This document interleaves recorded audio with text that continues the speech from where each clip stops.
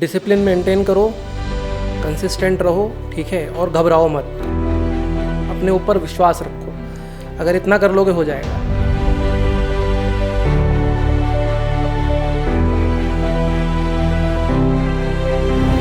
একেলগে ষ্টুডেণ্টবোৰ গোটেই কলেজত এংগেজ থাকে, তাৰপিছত ইমানে সময় পাব, মেচিনটো নহয় না, টিউশ্যন থাকে, তাৰপিছত আমাৰ ওচৰত আহি এইটো কোচিঙৰ কাৰণে পঢ়ে, কিন্তু ষ্টুডেণ্টটো দ্বাৰা ষ্টুডেণ্ট না, মেচিনটো নহয়।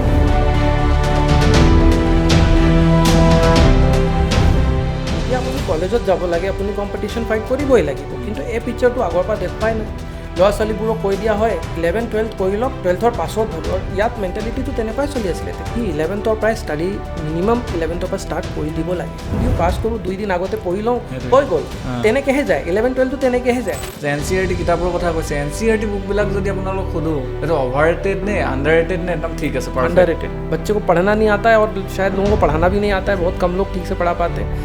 नाइट ओल হ'ব লাগে নে আৰ্লি বাৰ্ড হ'ব লাগে ষ্টুডেণ্টছ? देखने कुछ और जाते हैं, करने कुछ और लगते हैं। हमारा माइंड सोचता है कि आज हम ये चीज़ सीखने जा रहे हैं। हाँ। जो रील्स का जो कल्चर चल रहा है ना, उससे हमारा पेशेंस लेवल खत्म हो चुका। हमें हर मिनट में कुछ ना कुछ एक एंटरटेनमेंट चाहिए,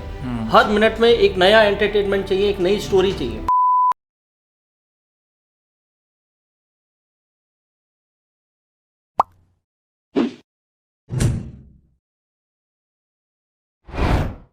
নমস্কাৰ, দ্য বিগ বেঞ্চাৰ্ছৰ আন এটা নতুন খণ্ডলৈ স্বাগতম জনাইছোঁ। মই দেৱজিৎ। দ্য বিগ বেঞ্চাৰ্ছৰ আজিৰ খণ্ডটি হ'ব শৈক্ষিক। শেহতীয়াকৈ অসমৰ কোচিং চেণ্টাৰসমূহৰ ভিতৰত ব্যাপক চৰ্চাত থকা এটা কোচিং চেণ্টাৰৰ বিষয়ে আমি আজি কথা পাতিম। ডিব্ৰুগড়স্থিত মেধাৱী কোচিং চেণ্টাৰৰ 3গৰাকীকৈ সঞ্চালক আমাৰ মাজত উপস্থিত আছে। আমি তেওঁলোকৰ পৰা জানিম আচলতে এই সময়ছোৱাত এটা কম্পিটিশ্যন, শৈক্ষিক কম্পিটিশ্যনৰ সময়ছোৱাত কোচিং চেণ্টাৰসমূহৰ ভূমিকা কি, বা তেওঁলোক এই দৌৰত কেনেকৈ নিজকে পৃথকে প্ৰস্তুত কৰিছে, আমি সেই বিষয়ে জানিম। পাতনি বেছি দীঘলীয়া নকৰোঁ, মই চিনাকি কৰি দিব ওলাইছোঁ মেধাৱীৰ 3গৰাকীকৈ সঞ্চালক আছে আমাৰ মাজত। প্ৰথমে মই চিনাকি কৰিব বিচাৰিছোঁ সাকেত অৱস্থি ছাৰ। ছাৰ, অনুষ্ঠানলৈ স্বাগতম জনাইছোঁ। আমাৰ মাজত উপস্থিত আছে Sanjay Mitra sir. Thank you. অনুষ্ঠানলৈ স্বাগতম জনাইছোঁ। আৰু আমাৰ মাজত উপস্থিত আছে ৰবি কুমাৰ ছাৰ। আৰু দৰ্শকসকলক জনাওঁ যে ৰবি কুমাৰ ছাৰক আমি আগৰ পৰাই চিনি পাওঁ। তেওঁ ডিব্ৰুগড় বিশ্ববিদ্যালয়ৰ অভিযান্ত্ৰিক বিভাগৰ এগৰাকী এক্স ফেকাল্টি, গতিকে তেওঁ আমাৰ মাজত আছে। আমি তেওঁৰ কাম কাজসমূহ চাই আছোঁ, মেধাৱীৰ কাম কাজসমূহ চাই আছোঁ। আমি শৈক্ষিক সফলতাও আমি দেখিছোঁ। গতিকে আমি কথা পাতিম আজি মেধাৱীৰ সফলতাৰ আঁৰৰ কাহিনী কি। এটা প্ৰথমতে মই জানিব বিচাৰিম যে মেধাৱী আপোনালোকে ইনষ্টিটিউশ্যনটো খোলাৰ ইনস্পিৰেশ্যন কি আছিলে, কিয় খুলিলে? বেচিকেলি মই একচুৱেলি ৰাজস্থানৰ পৰা বিলং কৰোঁ, কোটাৰ পৰা। আৰু ইয়াত মই 2011তে আহিছিলোঁ। তেতিয়া মই ইয়াত জব কৰি আছিলোঁ, কিন্তু মই ছেকেণ্ড ইয়েৰ অফ ইঞ্জিনিয়াৰিঙৰ পৰাই টিচিং ষ্টাৰ্ট কৰি দিছিলোঁ। তেতিয়া ইয়াত যেতিয়া আহিলোঁ মই, তাৰপিছত ইয়াত যি ছিষ্টেমটো মই দেখিলোঁ ল'ৰা ছোৱালীবোৰক পঢ়োৱা, সেইটো আমাৰ ফালে যেনেকৈ পঢ়াইছিলে তাতকৈ বহুত বেলেগ আছিলে। প্ৰথমতেতো মই ষ্টুডেণ্টবোৰৰ লগত তেনেকৈ চেষ্টা কৰিলোঁ, কেলৈকে মই এটা জবৰ ভিতৰত আছিলোঁ। কিন্তু যেনেকৈ মই গ্ৰ' কৰিলোঁ এইটো জবৰ ভিতৰত,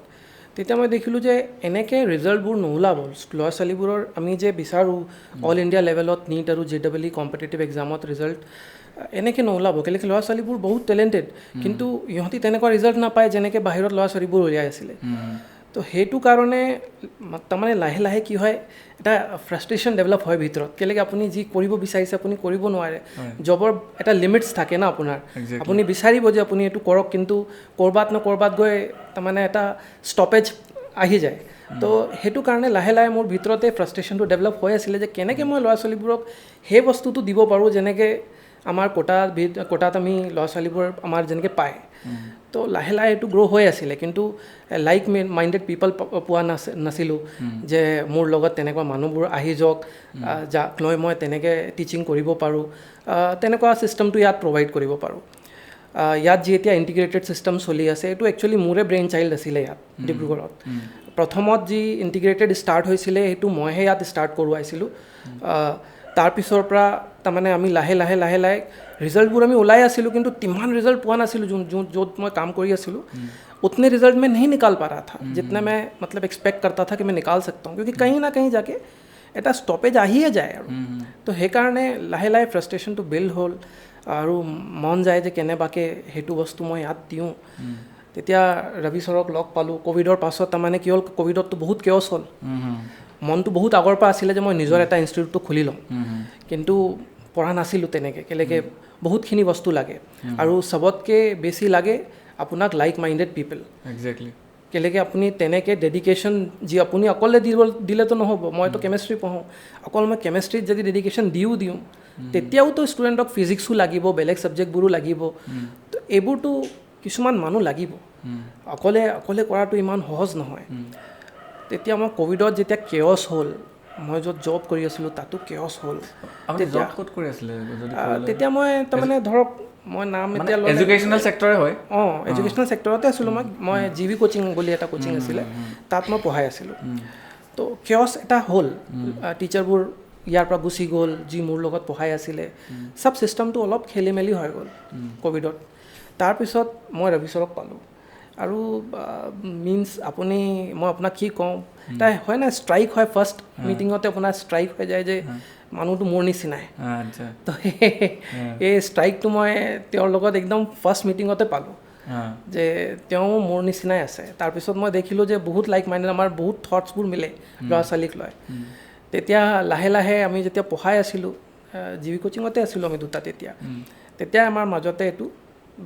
এটা বণ্ডিং নিচিনা হৈ গ'ল যে আমি এইটো কৰিম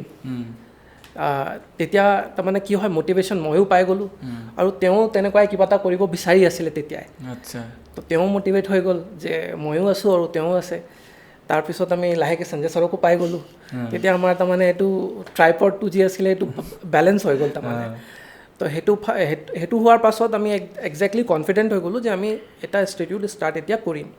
কেলেকৈ ইয়াত বহুতখিনি ডেফিচিয়েঞ্চিজ আছিলে তেতিয়া ইনষ্টিটিউটবোৰৰ চিলেবাছ শেষ নহয় ঠিক আছে আৰু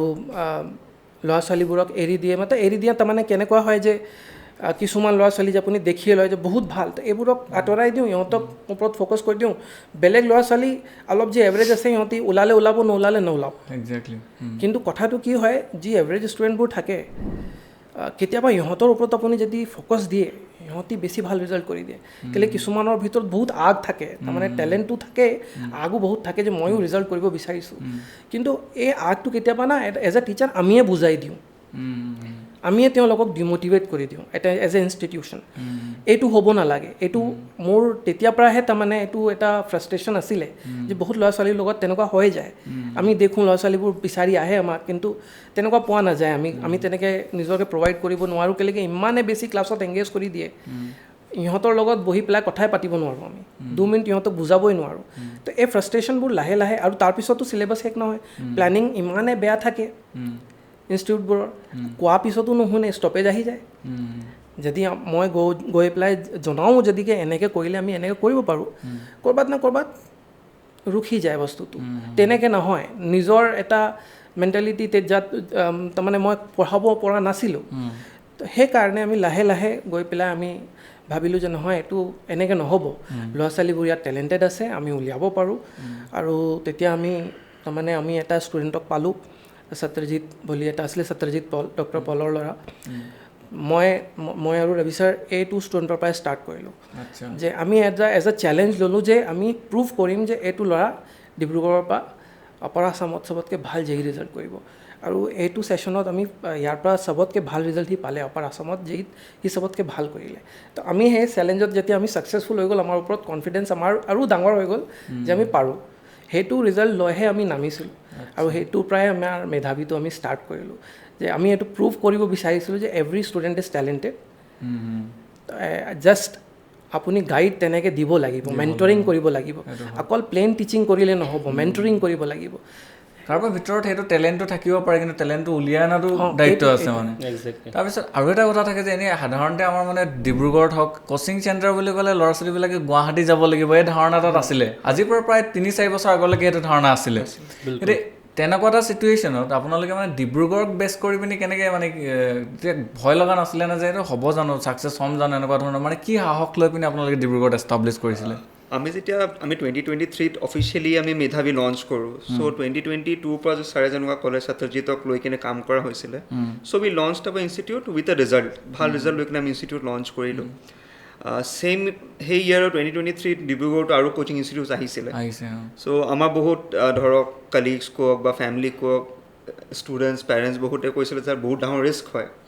আপোনালোকে তিনিজনে নিউ ইনষ্টিটিউট লোকেল ইনষ্টিটিউট এখন লৈকে নামিছে বহুত ডাঙৰ ৰিস্ক লৈ আছে বাট কথাটো আছিলে যে আমাৰ তিনিজনৰ experience we collectively we have 20 years experience তিনিজনৰ মিলাই কিনে মোৰ দেন 20 years একচুৱেলি ছাৰেও বাহিৰৰ কাম কৰিছে ছাৰেও কৰি 15 years মই বাহিৰৰ 6-7 years কৰি আহিছোঁ চ' আমাৰ সেইটোৰ ওপৰত কনফিডেঞ্চ আছিলে আৰু আমি ইনষ্টিটিউটখন নতুন খুলিছিলোঁ বাট এইখন ফিল্ড আমাৰ কাৰণে মানে নতুন নহয় আমাৰ একচুৱেলি আমি অলৰেডি ৰিজাল্টছ কেইবাখনো ৰিজাল্টছ আমি বেচ বাই বেচ ওলাইছোঁ ছাৰৰ ৰিচেণ্টলি ষ্টুডেণ্টছ এতিয়া PG কৰি কিনে ওলাই গৈছে এইমছৰ পৰা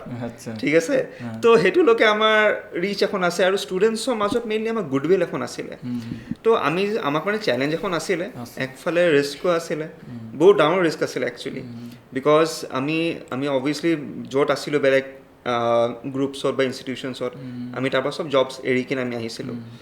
আমি যেতিয়া ষ্টাৰ্ট কৰিলোঁ সত্যজিতৰ ৰিজাল্ট লঞ্চ কৰি কিনে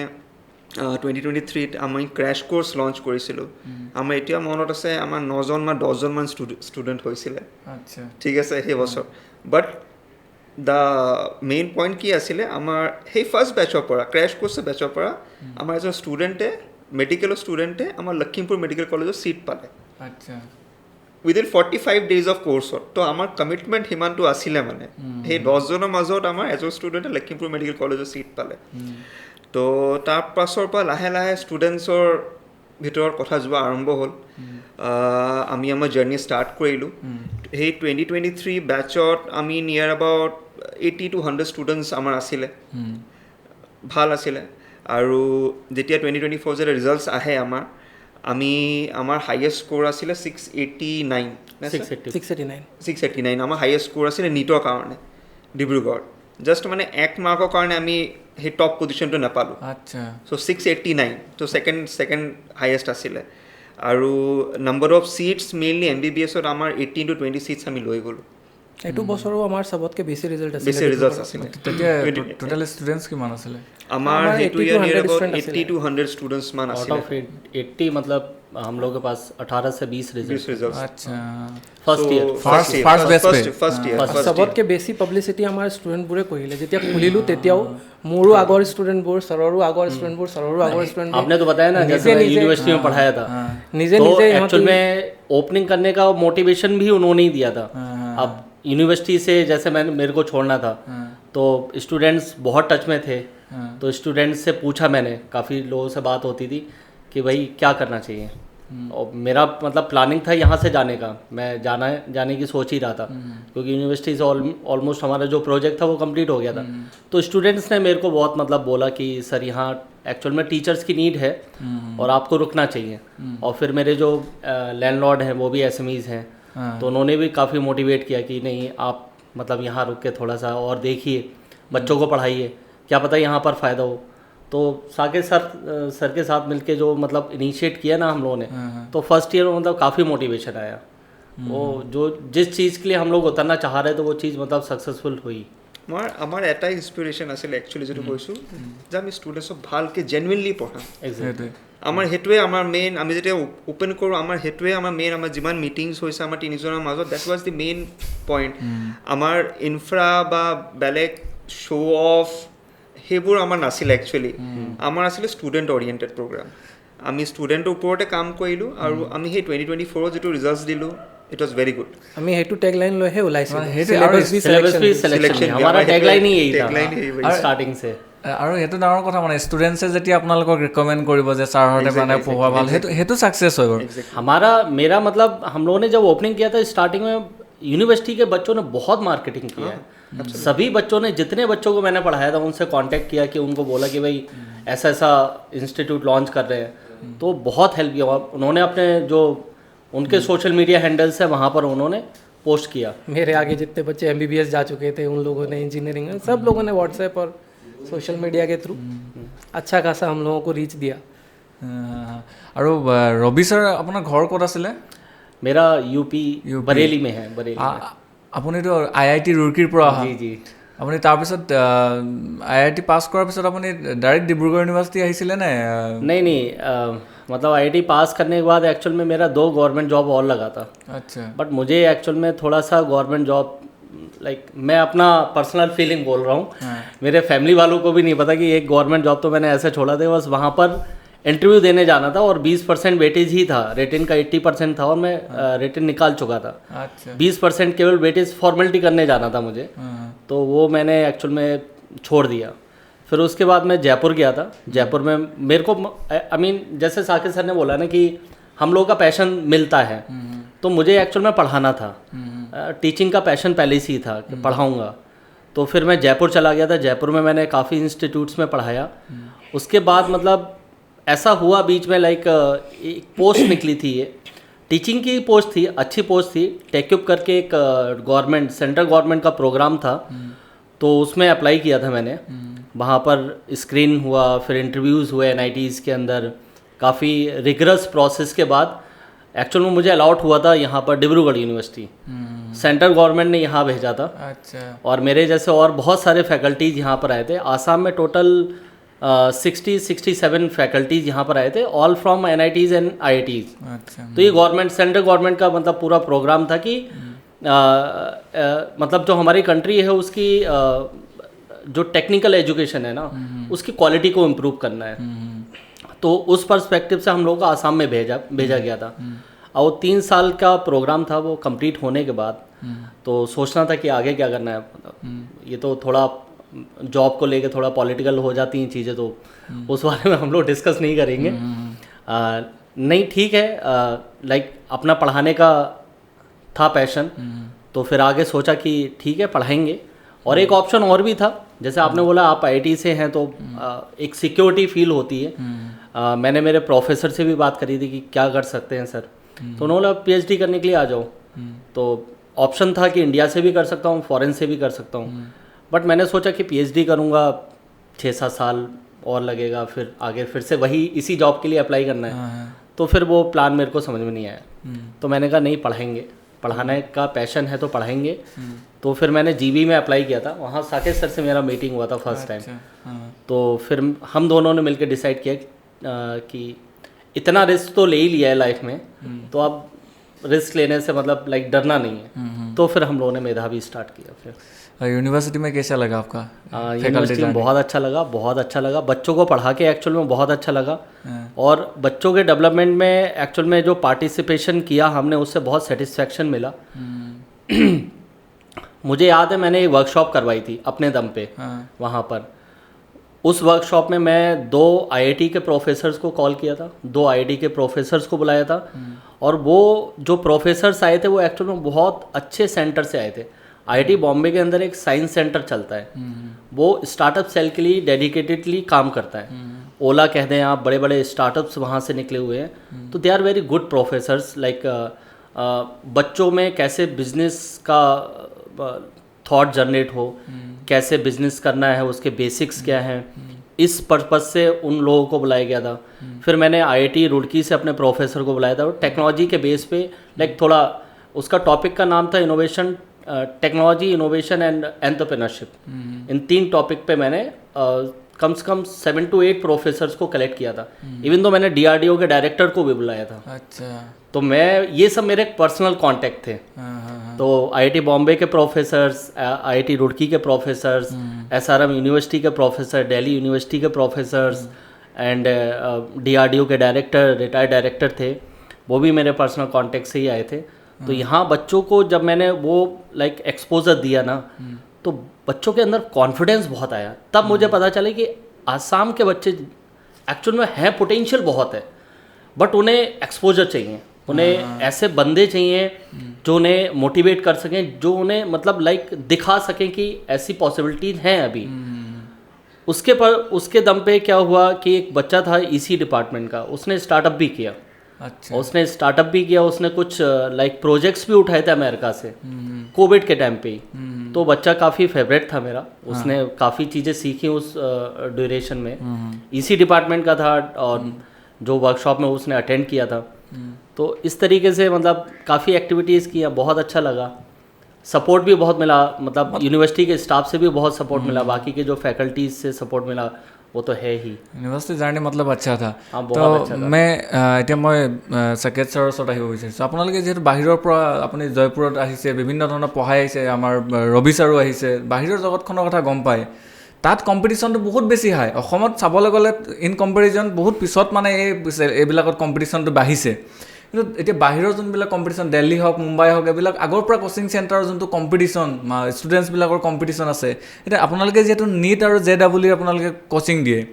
এতিয়া অসমত আহি আপোনালোকে অসমৰ ষ্টুডেণ্টছখিনিৰ মাজত যেতিয়া ছাৰে ক'লেই অসমৰ ষ্টুডেণ্টছখিনিৰ পটেঞ্চিয়েল আছে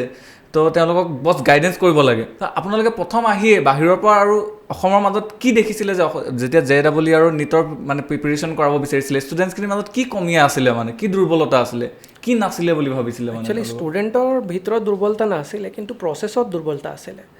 আমি ষ্টুডেণ্টবোৰক সময় নিদিওঁ এতিয়া আপুনি যদি কম্পিটিটিভ এক্সামত ফাইট কৰিবলৈ যাব ষ্টুডেণ্টক সময় লাগিব পঢ়িবলৈ আৰু সেই সময়টো ইয়াত পোৱা নাযায় তেতিয়াৰ কথা কৈছোঁ 2011ত যেতিয়া মই আহিছোঁ ইণ্টিগ্ৰেটেড নাছিলে ইয়াত ঠিক আছে এতিয়া মই নিজে 2004ত মই 12th পাছ কৰিছোঁ তাৰমানে 2002 মই ধৰক আপুনি 10th দিছিলোঁ ন তো 10th পাছৰ পৰা মই ইণ্টিগ্ৰেটেড বেচতে পঢ়া এটা ষ্টুডেণ্ট তাৰমানে মই কমপ্লিটলি ফুল ফ্লেজেডলি প্ৰিপেৰেশ্যনত ইনভলভ আছিলোঁ JEE কাৰণে কিন্তু ইয়াত সেই বস্তুটো মই যেতিয়া আহি দেখিলোঁ ইয়াত ষ্টুডেণ্টবোৰ ইমান সময় দিছে স্কুলৰ সময় ইমান দীঘল থাকে তাৰপিছত আপুনি টিউশ্যনত যাবলগীয়া হয় বৰ্ডৰ ওপৰত এমফেচিছটো বহুত বেছি আছিলে কম্পিটিটিভ এক্সামৰ কাৰণে তাৰমানে সেইটোৱে পিকচাৰটো দেখুৱাই নাই ল'ৰা ছোৱালীবোৰক যে আল্টিমেটলি গৈ পেলাইতো এটা কম্পিটিটিভ এক্সাম ফাইট কৰিব লাগিব আপুনি কোনটো এটা ষ্ট্ৰীমত হওক আপুনি আৰ্টছত পঢ়িছে কমাৰ্চত পঢ়িছে ছায়েন্সত পঢ়িছে when you have to fight for a college you have to fight a competition when you have to get a college তো যেতিয়া আপুনি কলেজত যাব লাগে আপুনি কম্পিটিশ্যন ফাইট কৰিবই লাগিব কিন্তু এই পিকচাৰটো আগৰ পৰা দেখুৱাই নাই ল'ৰা ছোৱালীবোৰক কৈ দিয়া হয় যে 11-12 কৰি লওক তাৰ পিছত গৈ আপুনি সেইটো ভাবিব 12th পাছত ভাবিব আৰু ইয়াত মেণ্টেলিটিটো তেনেকুৱাই চলি আছিলে তেতিয়া আৰু আজিলৈকেও মই কিছুমান গাৰ্জেন তেনেকুৱা পাই যাওঁ যে সিহঁতি ভাবে যে 11th আৰু 12th ল'ৰা ছোৱালীবোৰক অকল বৰ্ডছ কৰিবলৈ দিওঁ তাৰপিছত আমি গৈ পেলাই নীট আৰু JEE কাৰণে চিন্তা কৰিম নহ'লে কম্পিটিটিভ এক্সামৰ কাৰণে চিন্তা কৰিম কিন্তু যেতিয়া আপুনি কোটা যাব আজি ডেটত তেনেকুৱা হৈ গৈছে যে ক্লাছ 8ৰ পৰা 7ৰ পৰা 6ৰ পৰা ল'ৰা ছোৱালীবোৰ প্ৰিপেৰেশ্যন কৰি আছে তো ইহঁতৰ লগত ফাইট কৰিবলৈ এটা ষ্টুডেণ্টে ধৰক 10 বছৰৰ পৰা প্ৰিপেৰেশ্যনে কৰি আছে আৰু এটা ষ্টুডেণ্টে এবছৰ প্ৰিপেৰেশ্যন কৰিব তো এইটো ষ্টুডেণ্টৰ পটেঞ্চিয়েলৰ ডিফাৰেঞ্চ নহয় তাৰ প্ৰিপেৰেশ্যনৰে ডিফাৰেঞ্চ হয় তো সি কেনেকৈ ফাইট কৰিব তাৰ লগত কথাটো সেইটো হৈ যায় তো মই সেইটো কোৱা নাই যে 10 বছৰৰ পৰা প্ৰিপেৰেশ্যন কৰিব লাগে কিন্তু কথাটো সেইটো হৈ গ'ল যে এটা 11th আৰু 12th এইটো বহুত ইম্পৰ্টেণ্ট ইয়াৰ থাকে এটা ষ্টুডেণ্টৰ কাৰণে সেইটো সময় যদি ষ্টুডেণ্টে 11ৰ পৰা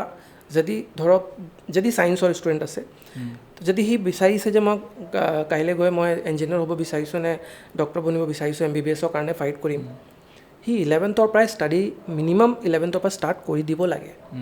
কেলেকে 11th সময় যেতিয়া পঢ়ে অকল 11th চিলেবাছ পঢ়িব লাগে এটা গোটেই বছৰ পোৱা যায় সময়টো বেছি থাকে পঢ়িবলৈ তাৰপিছত 12th আপুনি গোটেই 12th পঢ়িবলৈ সময় পায় ধৰক আপোনাৰ ছেপ্টেম্বৰত চিলেবাছ শেষ হৈ গ'ল তাৰপিছতো আপুনি 4-5 মাহ পায় যে ৰিভিজন কৰিব পাৰে বৰ্ডছৰ কাৰণেও আৰু বৰ্ডছৰ কাৰণেও ভাল হয় নীটৰ কাৰণেও ভাল হয় JEE কাৰণেও ভাল হয় তো এটা ষ্টুডেণ্ট যেতিয়া 11-12ৰ পৰা প্ৰিপেৰেশ্যন কৰে নহয় তাহাঁতৰ কাৰণে এইটো সহজ হয় নীটটো উলিয়াবলৈ কিন্তু এটা ষ্টুডেণ্ট যোনে দেখাই নাই এই ৱৰ্ল্ডটো 11th আৰু 12th সি একেবাৰে একদম 12th পাছত আহিছে সি কিমান সময় পাব ধৰক জুন জুলাইত সি এডমিশ্যন ল'ব তাৰপিছত আকৌ মে'টো এক্সাম দিব লাগে সি পাব 9 মান্থছ এই 8-9 মান্থছৰ ভিতৰত সি একেবাৰে গোটেই 11th আৰু 12th চিলেবাছটো যি অকল সি বৰ্ডছ লেভেলত পঢ়ি আহিছে NCERTটো টিচাৰবোৰে এতিয়া ময়ো ক্লাছ 10লৈকে যেতিয়া পঢ়িছিলোঁ কি হয় আমি এক্সাম দিওঁ পাছ কৰোঁ 2 দিন আগতে পঢ়ি লওঁ হৈ গ'ল তেনেকৈহে যায় 11-12টো তেনেকৈহে যায় এক্সামবোৰ পাছ কৰি ওলাই যাওঁ আমি শিকিবলৈতো চেষ্টা নকৰোঁ কনচেপ্টবোৰ আণ্ডাৰষ্টেণ্ড কৰিব চেষ্টা নকৰোঁ আৰু এইটো আমাৰ পৰা সৰুৰ পৰাই ফিড হৈ যায় বহুত কম ল'ৰা ছোৱালী থাকে যে কনচেপ্টুৱেলি শিকি আহে একদম সৰুৰ পৰা কনচেপ্টুৱেলি শিকি আহে তাৰপিছত যেতিয়া সিহঁতি 11-12ত পাৰফৰ্ম কৰে আমি কওঁ সিটো গড গিফ্টেড হয় সিটো টেলেণ্টেড হয় কিন্তু আমি সেইটো নাভাবোঁ যে সি সৰুৰ পৰা তাক যি প্ৰচেছ দিয়া হ'ল সেইটোৱে ভাল দিয়া হ'ল সেইকাৰণে আমাক সি গড গিফ্টেড লাগিছে আৰু আমি নিজৰকে অলপ তল ফিল কৰি আছোঁ তাৰ আগতে কিন্তু কথাটো হৈ গ'ল তাৰ প্ৰচেছটো অলপ ভাল সেইটোৱে কথা তো এই প্ৰচেছটো যদি 11-12ৰ পৰা ষ্টুডেণ্ট পাই যায় তেতিয়া তাৰ চান্সেছ অফ গেটিং ছিলেক্টেড আৰ মোৰ কিন্তু যদি সি 12ৰ পাছত গৈ এইটো বস্তু কৰে চান্সেছ অফ ছিলেকশ্যন ডেফিনেটলি ডিগ্ৰেড হৈ যাব যেতিয়া মই ইয়াত আহিছিলোঁ আমি কোচিং পঢ়াবলৈ অকল ড্ৰপাৰ বেচ পাওঁ আচ্ছা 11-12ৰ ল'ৰা ছোৱালী আমাৰ ওচৰত নাথাকে আৰু ইনষ্টিটিউট যেতিয়া ষ্টাৰ্টো কৰিলে 11-12ৰ আমি গোটেই দিনত অকল এটা ক্লাছ পাওঁ এটা ক্লাছ তাৰমানে 1.5 ঘণ্টাৰ এটা ক্লাছ পাওঁ কেলেকে ষ্টুডেণ্টবোৰ গোটেই কলেজত এংগেজ থাকে তাৰপিছত ইমানে সময় পাব মেচিনটো নহয় না টিউশ্যন থাকে তাৰপিছত আমাৰ ওচৰত আহি এইটো কোচিঙৰ কাৰণে পঢ়ে কিন্তু ষ্টুডেণ্টটো এটা ষ্টুডেণ্ট না মেচিনটো নহয় যে চলিয়ে থাকিব এটাৰ পাছত এটা সময়ৰ পাছততো গৈ পেলাই টায়াৰ্ড হৈ যাব আৰু মই ৰাতিপুৱা যেতিয়া পঢ়াবলৈ ষ্টাৰ্ট কৰোঁ আৰু 10টালৈকে যদি মই পঢ়াই আছোঁ ঘৰত গৈ মোৰ মন নকৰে যে আকৌ মই পঢ়াম তো ষ্টুডেণ্টৰ লগতো তেনেকুৱা হয় যে সি ৰাতিপুৱাৰ পৰা এটা প্ৰচেছত বহি আছে এতিয়া ৰাতি একদম 7:30-8টাত সোমাইছে ঘৰত গৈ তাৰপিছত তাৰ মন যাব জানো পঢ়িবলৈ আকৌ নযাব নহয় তাৰপিছত আমি তাক এনেকুৱা ক'ম যে তুমি নপঢ়া বেলেগে এনেকুৱা কৰিছে তেনেকৈ কৰিলে লাভ নাই কেলেকি সি টায়াৰ্ড হৈ গৈছে তাৰ ব্ৰেইনটো হেং হৈ গৈছে সি এতিয়া শুব বিচাৰিছে খাব বিচাৰিছে এনজয় কৰিব বিচাৰিছে এই প্ৰচেছটো তেতিয়া মই দেখিলোঁ ইয়াত আৰু মই তেতিয়া সেইকাৰণে ক'লোঁ না মই ফ্ৰাষ্ট্ৰেশ্যনটো তাত ফিল কৰিলোঁ যে এইবোৰ ষ্টুডেণ্টক মই কেনেকৈ উলিয়াম আৰু এইটোতো বেষ্ট টাইম হয় তাহাঁতৰ নীট আৰু জেই ক্ৰেক কৰা কিন্তু এইটো সময়ততো তাৰমানে ইমান সময় নষ্ট হোৱাৰ পাছত কেনেকৈ ওলাব সিহঁতি নীট তো এই মেইন প্ৰব্লেম ইয়াত মই পাইছিলোঁ তাৰপিছত মই লাহেকৈ ইনষ্টিটিউটক বুজাবলৈ চেষ্টা কৰিলোঁ যে আমি এনেকৈ কৰিব পাৰোঁ লাহে লাহে সিহঁতক আমি ৰাতিপুৱা ছায়েন্সৰ ছাবজেক্টবোৰ আমাক কোচিংবোৰক দিয়ক ঠিক আছে আমি কৰাম কলেজৰ চিলেবাছো আমি পঢ়াই দিম তেওঁলোকে অলপ চলপ আণ্ডাৰষ্টেণ্ড কৰিলে কিন্তু পেৰেণ্টছৰো ডিছকাছ কৰিলোঁ য'ত পঢ়াই আছিলোঁ সেইটো মেনেজমেণ্টৰ লগতো ডিছকাছ কৰিলোঁ বহুত বুজাবলগীয়া হ'ল কথাটো স্কুলবিলাক তাৰমানে জি বি কোচিং এটা স্কুলৰ আণ্ডাৰতে আছিলে তো সিহঁতকো মই বহুতখিনি বস্তু বুজালোঁ যে এনেকুৱা কৰিলে আমি বেছি ৰিজাল্ট পাম আৰু তাৰপিছত যেতিয়া সেইটো ছিষ্টেম সিহঁতি মোৰ লগত ইনকৰ্পৰেট কৰিলে ধৰক মই যি কৈছিলোঁ এইটো 70% হ'ল কিন্তু যেতিয়া কৰিলে আমি ইয়াত ডিব্ৰুগড়ত চবতকৈ বেছি ভাল ৰিজাল্ট দি আছিলোঁ এইটো সময় অকল সেইটো ছিষ্টেমৰ কাৰণে কেলেকি বাহিৰত ষ্টুডেণ্টবোৰ সময় পায় যেতিয়া সময় পাব পঢ়িব তেতিয়াহে আপুনি জজ কৰিব পাৰিব যে এই ষ্টুডেণ্টৰ পটেনচিয়েলটো হাই আছে ল' আছে কি কেনেকুৱা আছে এটাক মই সময় দিয়াই নাই এটাক মই গোটেই দিন দি দিছোঁ তাৰপিছত মই তাৰ ভিতৰত জাজমেণ্ট কি কৰিছোঁ মই জাজমেণ্ট কৰিবলৈ কোনো অধিকাৰ নাই মোৰ এতিয়া আপোনালোকে ধৰি লৈছোঁ স্কুলখনৰ লগত এটা টাই আপ নিচিনাই হৈ যায় যে মই আপোনাৰ তাক হায়াৰ ছেকেণ্ডেৰীৰ কাৰণে প্ৰিপেৰেশ্যন কৰাম মই নীট JEEৰ কাৰণে প্ৰিপেৰেশ্যন কৰাম কেতিয়াবা এনেকুৱা ধাৰণাটো আহিব পাৰে যে আপুনি সেই স্কুলখনৰ যোনটো তাৰ হায়াৰ ছেকেণ্ডেৰী ৰিজাল্ট সেইটোতকৈ আপোনালোকে নীট আৰু JEEৰ কাৰণে বেছি ফ'কাছ কৰিছে নেকি তেতিয়া এইটো ৰিজাল্ট বেয়া হৈ যাব একচুৱেলি সেইটোৱে বহুত বেছি ডাঙৰ মিছকনচেপশ্যন আহিব পাৰে মানে মানুহৰ একদম ডেফিনেটলি আহিব এইটো মিছকনচেপশ্যন আছে কেলে কি চবে ভাবে যে কিবা বেলেগ পঢ়াব নীট আৰু JEE আপুনি যদি যাব গৈ পেলাই চাব গোটেই চিলেবাছটো NCERT 11ৰ NCERT 12ৰ NCERT চব চিলেবাছটো সেইটোৱে আজি যদি মই আপোনাক গাড়ী শিকাবলৈ আছে মই আপোনাক জনাব লাগিবই যে গাড়ীৰ ভিতৰত এক্সেলাৰেটাৰ সেইটো গিয়াৰ সেইটো ব্ৰেক সেইটো হয়নে নহয় তাৰপিছতে আপোনাক ড্ৰাইভ শিকাব পাৰিম কিন্তু আমি কি কৰোঁ ষ্টুডেণ্টক আমি NCERT দি দিওঁ তাক ব্ৰ'চাৰ বুজাই দিওঁ গাড়ীৰ ভিতৰত নবহাওঁ এতিয়া গাড়ী যেতিয়া সি ভিতৰত বহা নাই চলোৱা নাই নিজে সি কি ব্ৰ'চাৰ পঢ়িলে শিকি যাব নেকি তো এইটোৱে ডিফাৰেঞ্চ হৈ গ'ল নীট আৰু JEE আৰু বৰ্ডছৰ ভিতৰত আপুনি ব্ৰ'চাৰ পাই গৈছে আপুনি চব চিলেবাছ পঢ়ি আছে মনত কৰি লৈছে কিন্তু এপ্লিকেশ্যনটো কৰা নাই যেতিয়া আপুনি নীট আৰু JEE কাৰণে যায় তেতিয়া এটা ষ্টুডেণ্টে ব্ৰ'চাৰো পঢ়ে তাৰপিছত এইটো এপ্লিকেশ্যনো কৰে তাৰ এই বস্তুবোৰৰ তো আপুনি মোক কওক কোনে বেছি ভাল ড্ৰাইভাৰ হ'ব যোনে সেইটোৱে এপ্লিকেশ্যনো কৰিছে হয়নে নহয় সি কি ব্ৰ'চাৰত ফেইল মাৰিব নেকি যোনে চলাব জানে সি চব জানে হয়নে নহয় সি সেইটোও জানে যে তাক কোনটো যদি গাড়ী বন্ধ হৈ গৈছে মই কি বস্তুটো চাব লাগে কিন্তু যোনে ব্ৰ'চাৰ পঢ়িছে সি নজানিবও পাৰে হয়নে নহয় তো কথাটো সেইটোৱে একচুৱেলি যোনে চলাই সি পাঞ্চাৰো বনাই ল'ব নিচিনা সেইটো হয় এতিয়া আপোনালোকে কৈ আছে যে ড্ৰপাৰ বেটছৰ কথা কৈ আছে এনে এতিয়া আপোনাৰ 80 ভিতৰত বা 100টা ষ্টুডেণ্টৰ ভিতৰত খুব বেছি 10টা 15টা সেইকেইটা ষ্টুডেণ্ট পাছ কৰি গুচি যায় কিন্তু বাকীখিনি তেনেকৈ থাকি যায় বহুতখিনি এই ড্ৰপাৰ বেটছটোৰ কাৰণে আপোনালোকৰ কি ষ্ট্ৰেটেজি আছে আৰু একেলগে দুটা প্ৰশ্ন মই কৰিম আপোনালোকে উত্তৰটো একেলগে দিব কাৰণ তেওঁলোকে কি হয় বাৰে বাৰে দি থাকিবলৈ এটা সময়ত তেওঁলোকৰ মেণ্টেল প্ৰেছাৰ এটা আহে বহুত হতাশ হয় মানে তেওঁলোক তো এই ড্ৰপাৰ বেটছটোৰ কাৰণে আপোনালোকৰ কি ষ্ট্ৰেটেজি আছে আৰু মানসিকভাৱে মেণ্টেলি ভাঙি নপৰিবৰ কাৰণে আপোনালোকে কি তেওঁলোকক মানে ছাজেশ্যন আগবঢ়ায় মেধাৱীৰ ইউনিক সেইটো কি পৰামৰ্শ দিওঁ এতিয়া মই যদি আমাৰ ড্ৰপাৰ বেচেছৰ কথা যদি কওঁ ধৰক সেই এক্সাম্পল লৈছোঁ 100 ষ্টুডেণ্টছ আছে তাৰ পৰা 20 ষ্টুডেণ্টছ MBBS তাৰ পৰা 20 ষ্টুডেণ্টছে আপোনাৰ MBBSৰ ছিটছ পালে বাট এটা বস্তু কি হয় ন আমাৰ প্ৰচেছ যিটো হয় 10 মান্থছ বা 12 মান্থছৰ যিটো প্ৰচেছ হয় ষ্টুডেণ্টছ আপোনাৰ বেলেগ এণ্ট্ৰেঞ্চো দিবলৈ ৰেডি হৈ যায় আমাৰ আপোনাৰ যিবোৰ ষ্টুডেণ্টছে আমাৰ নীটৰ প্ৰিপাৰেশ্যন কৰে actually they perform very good in JEE ঠিক আছে সিহঁতি খালি ফিজিক্স কেমেষ্ট্ৰি কৰি সিহঁতৰ 95 96 97 পাৰ্চেণ্টাইললৈকে পাই যায় 98 পাৰ্চেণ্টাইললৈকে পাই যায় চ' ছাপ'জলি ষ্টুডেণ্টে আপোনাৰ মেডিকেলৰ ছিট পোৱা নাই তাৰ এটলিষ্ট ইঞ্জিনিয়াৰিঙৰ ছিট ছিকিউৰ্ড আছে সেইটো হৈ গ'ল JEE মেইনছ এতিয়া চবেতো JEE মেইনছ ক্ৰেক নকৰে চ' আমি আকৌ আহি যাওঁ ক'ত আমি CWত আহি যাওঁ এতিয়া CWত বহুত ষ্টুডেণ্টছে ক্ৰেক কৰি লয় ছেম মই এশটা বাচ্চাৰে মই ষ্টুডেণ্টছৰ মই ৰেচিঅ' আপোনাক কৈছোঁ ছেইম ৱেত আপোনাৰ বহুত ষ্টুডেণ্টছে B ফাৰ্মা ক্ৰেক কৰে এগ্ৰিকালচাৰ ক্ৰেক কৰে এতিয়া এইটো গ্ৰুপৰ পৰা ধৰক সেনেকুৱা ষ্টুডেণ্টছ আহে যোনে নহয় মই MBBS কৰিম এতিয়া যিটো ষ্টুডেণ্ট কেতিয়াবা কি হয় ন সেই পাৰ্টিকুলাৰ দিনা যোনদিনা নীট থাকে বা JEE থাকে কেতিয়াবা ষ্টুডেণ্টৰ ভাগ্যটো ক্লিক নকৰে ডেট মাইট নট মানে that day was not for him or her actually বহুত ভাল ষ্টুডেণ্টো হ'ব পাৰে ধৰক এতিয়া আমি সেইজন ষ্টুডেণ্টৰ লগত যেতিয়া কথা পাতোঁ ষ্টুডেণ্টজন আকৌ আহে বা আমি বহুত ষ্টুডেণ্ট আমিয়ে মাতোঁ আকৌ যে ইউ ড্ৰপ এনাডাৰ ইয়েৰ আমাৰ এইবোৰ যিবোৰ ডেফিচিয়েঞ্চি আছে আমি সেইবোৰক ক্ৰেক কৰোঁ আমি নেক্সট ইয়েৰৰ কাৰণে আকৌ বেটাৰ পাৰফৰ্মেঞ্চ কৰোঁ বিকজ আমি 24তো দেখিছোঁ 25তো দেখিছোঁ 25ত কি হ'ল একচুৱেলি আপোনালোকে গম পায় নে নাপায় নীটৰ পেপাৰ বহুত টাফ আহিছিলে প্ৰচণ্ড টাফ আহিছিলে নীটৰ পেপাৰ এতিয়া আমাৰ বহুত ভাল ষ্টুডেণ্ট এজন মানে 100% চিয়'ৰ শ্বৰ্ট আমাৰ MBBS ছিট আছিলে মোৰ ঘূৰাই পৰি গ'ল চেণ্টাৰত আচ্ছা পেপাৰ দেখি নেকি মানে সেই because not only Shi actually বহুত ষ্টুডেণ্টছ সেইটো বস্তু হ'ল সেইদিনা এতিয়া বহুতে এতিয়া ধৰক সেই ষ্টুডেণ্টবোৰ একচুৱেলি 600 বা 600+ ষ্টুডেণ্টছ আছিলে সিহঁতে সিমানটো শ্ব' কৰিব নোৱাৰে because all over India students সেইদিনা নাৰ্ভাছ হৈ গ'ল হাত ভৰি কপা যিটো কয় ন সেইটো সেনেকুৱা নাৰ্ভাছ হৈ গ'ল চ' সেনেকুৱা চিটুৱেশ্যনছো আমাৰ ষ্টুডেণ্টছে ওলাইছে গৈ কিনে এতিয়া মই যদি আকৌ আপোনাৰ প্ৰশ্নটোৰ ফালে যদি ঘূৰি যদি আহোঁ আমি সেনেকুৱা ষ্টুডেণ্টছক আকৌ মটিভেট কৰোঁ যে কাম এগেইন লেট আছ ট্ৰাই এতিয়া ধৰক সেইটো ষ্টুডেণ্টৰো সেইদিনা একো ভুল নাই ন তাই যদি নাৰ্ভাছ যদি হৈ গ'ল it is a genuine case হয় বহুত ষ্টুডেণ্টক কি মিষ্টেক কৰে ধৰক কুৱেশ্যন পেপাৰত মাৰ্ক কৰিলে ঠিক OMR ভুল মাৰ্ক কৰিলে টাইমৰ প্ৰেছাৰৰ কাৰণে এতিয়া নীট হয় আপোনাৰ 3 ঘণ্টাৰ কাৰণে বাট ইন ৰিয়েলিটি বাচ্চাই কেতিয়াও 3 ঘণ্টা নাপায় কাৰণটো কেলৈ হৈছে এতিয়া ধৰক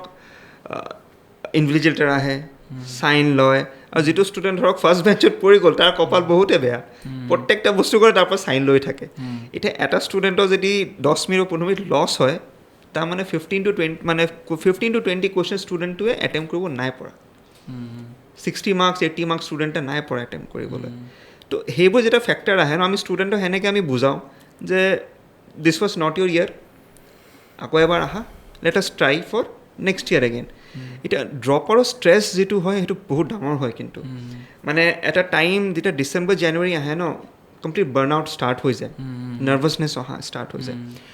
আমি সেইটো কাৰণে আমি ইমান ছাৰেও যিটো কথা কৈছে আমি সেইটো কাৰণে ষ্টুডেণ্টক পুছ কৰোঁ যে আমি 11-12ৰ পৰা প্ৰিপেৰেশ্যনটো কৰোঁ এটা বস্তু কি হয় চিলেকশ্যনৰ ৰেচিঅ' কিন্তু 12ৰ লগত ষ্টুডেণ্টছৰ বহুত ভাল থাকে আৰু বহুত হাই স্ক'ৰিং হয় আপুনি যদি ইয়াৰ বাই ইয়াৰ যদি ৰিজাল্ট চায় মানে সেইটোৱে ট্ৰেণ্ড এটা মেইনটেইন হৈ আছে এতিয়ালৈকে এতিয়া ধৰক কোনোবা এটা বাচ্চাই বোলে 12ৰ লগত নাপালে বাট সি সেই 2 yearsৰ প্ৰগ্ৰামত আছিলে ইণ্টিগ্ৰেটেড প্ৰগ্ৰামত তাৰ কাৰণে 1 year ড্ৰপ ইজ মোৰ দেন চাফিচিয়েণ্ট বিকজ তাৰ কাৰণে সেই 1 yearখন কাইণ্ড অফ ৰিভিজন কৰা নিচিনা হয় আৰু চ' ড্ৰপাৰ্ছৰ কাৰণে সেইটো চেলেঞ্জ হয় বাট নীটৰ কাৰণে বা JEE কাৰণে যেতিয়া এটা বাচ্চা প্ৰিপেয়াৰ কৰে ন সি যিকোনো এণ্ট্ৰেঞ্চ সি দিব পাৰিব সি সেইটো প্ৰিপেয়াৰ্ড হৈ যায় সি লাইফৰ কাৰণে সি প্ৰিপেয়াৰ্ড হৈ যায় একচুৱেলি আজি আপুনি ইঞ্জিনিয়াৰিং কলেজৰ কওক বা ফাৰ্মা কওক ভেটেনেৰি কওক যি কওক এগ্ৰিকালচাৰ কওক দেট ষ্টুডেণ্ট ইজ প্ৰিপেয়াৰ্ড কিন্তু যদি পেৰেণ্টছে যদি কয় নাই তই ডক্টৰে হ'ব লাগিব আমাৰ বহুত এনেকুৱা পেৰেণ্টছৰ মানে মেণ্টেলিটি থাকে যে ডক্টৰ হ'বই লাগিব তোক ইমান পঢ়াইছোঁ কচিং দিয়াইছোঁ তো মানে সি আকৌ বেলেগ আকৌ আহি CEE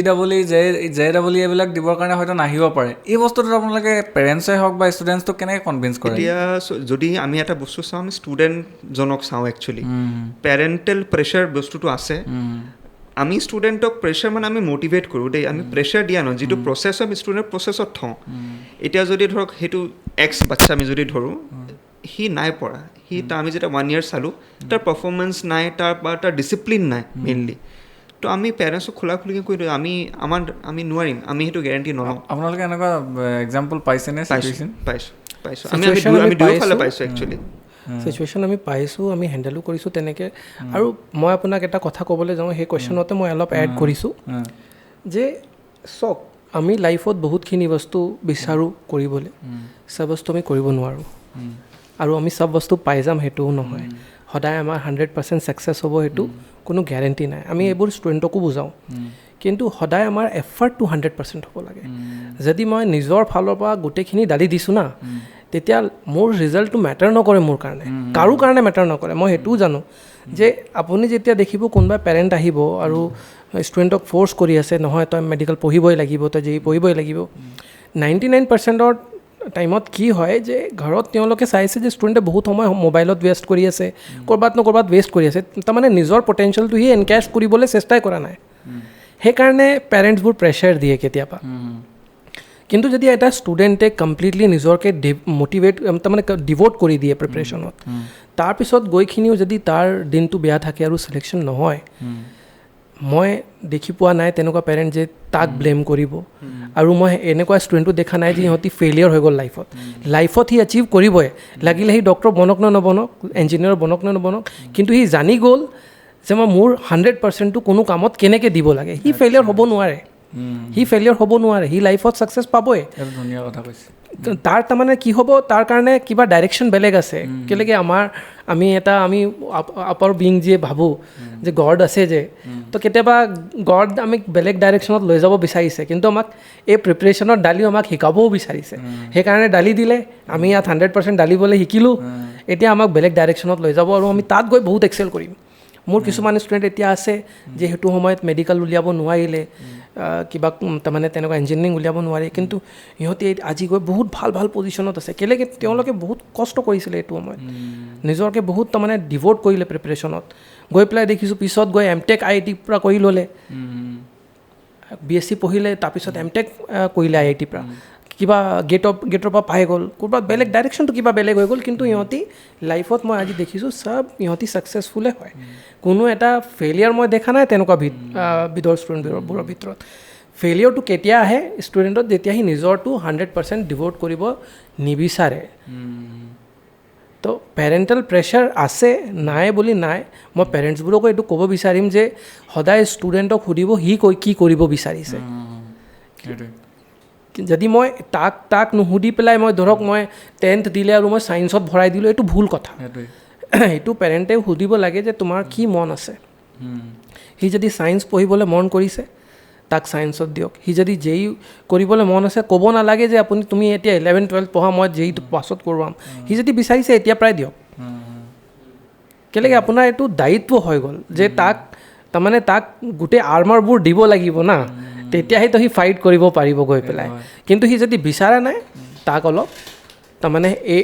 এই বস্তুটো পুছ কৰিব নালাগে এনেই তাৰ থ্ৰটৰ ভিতৰত সোমোৱাই দিব নালাগে কেলেকে সি খাব নোৱাৰিব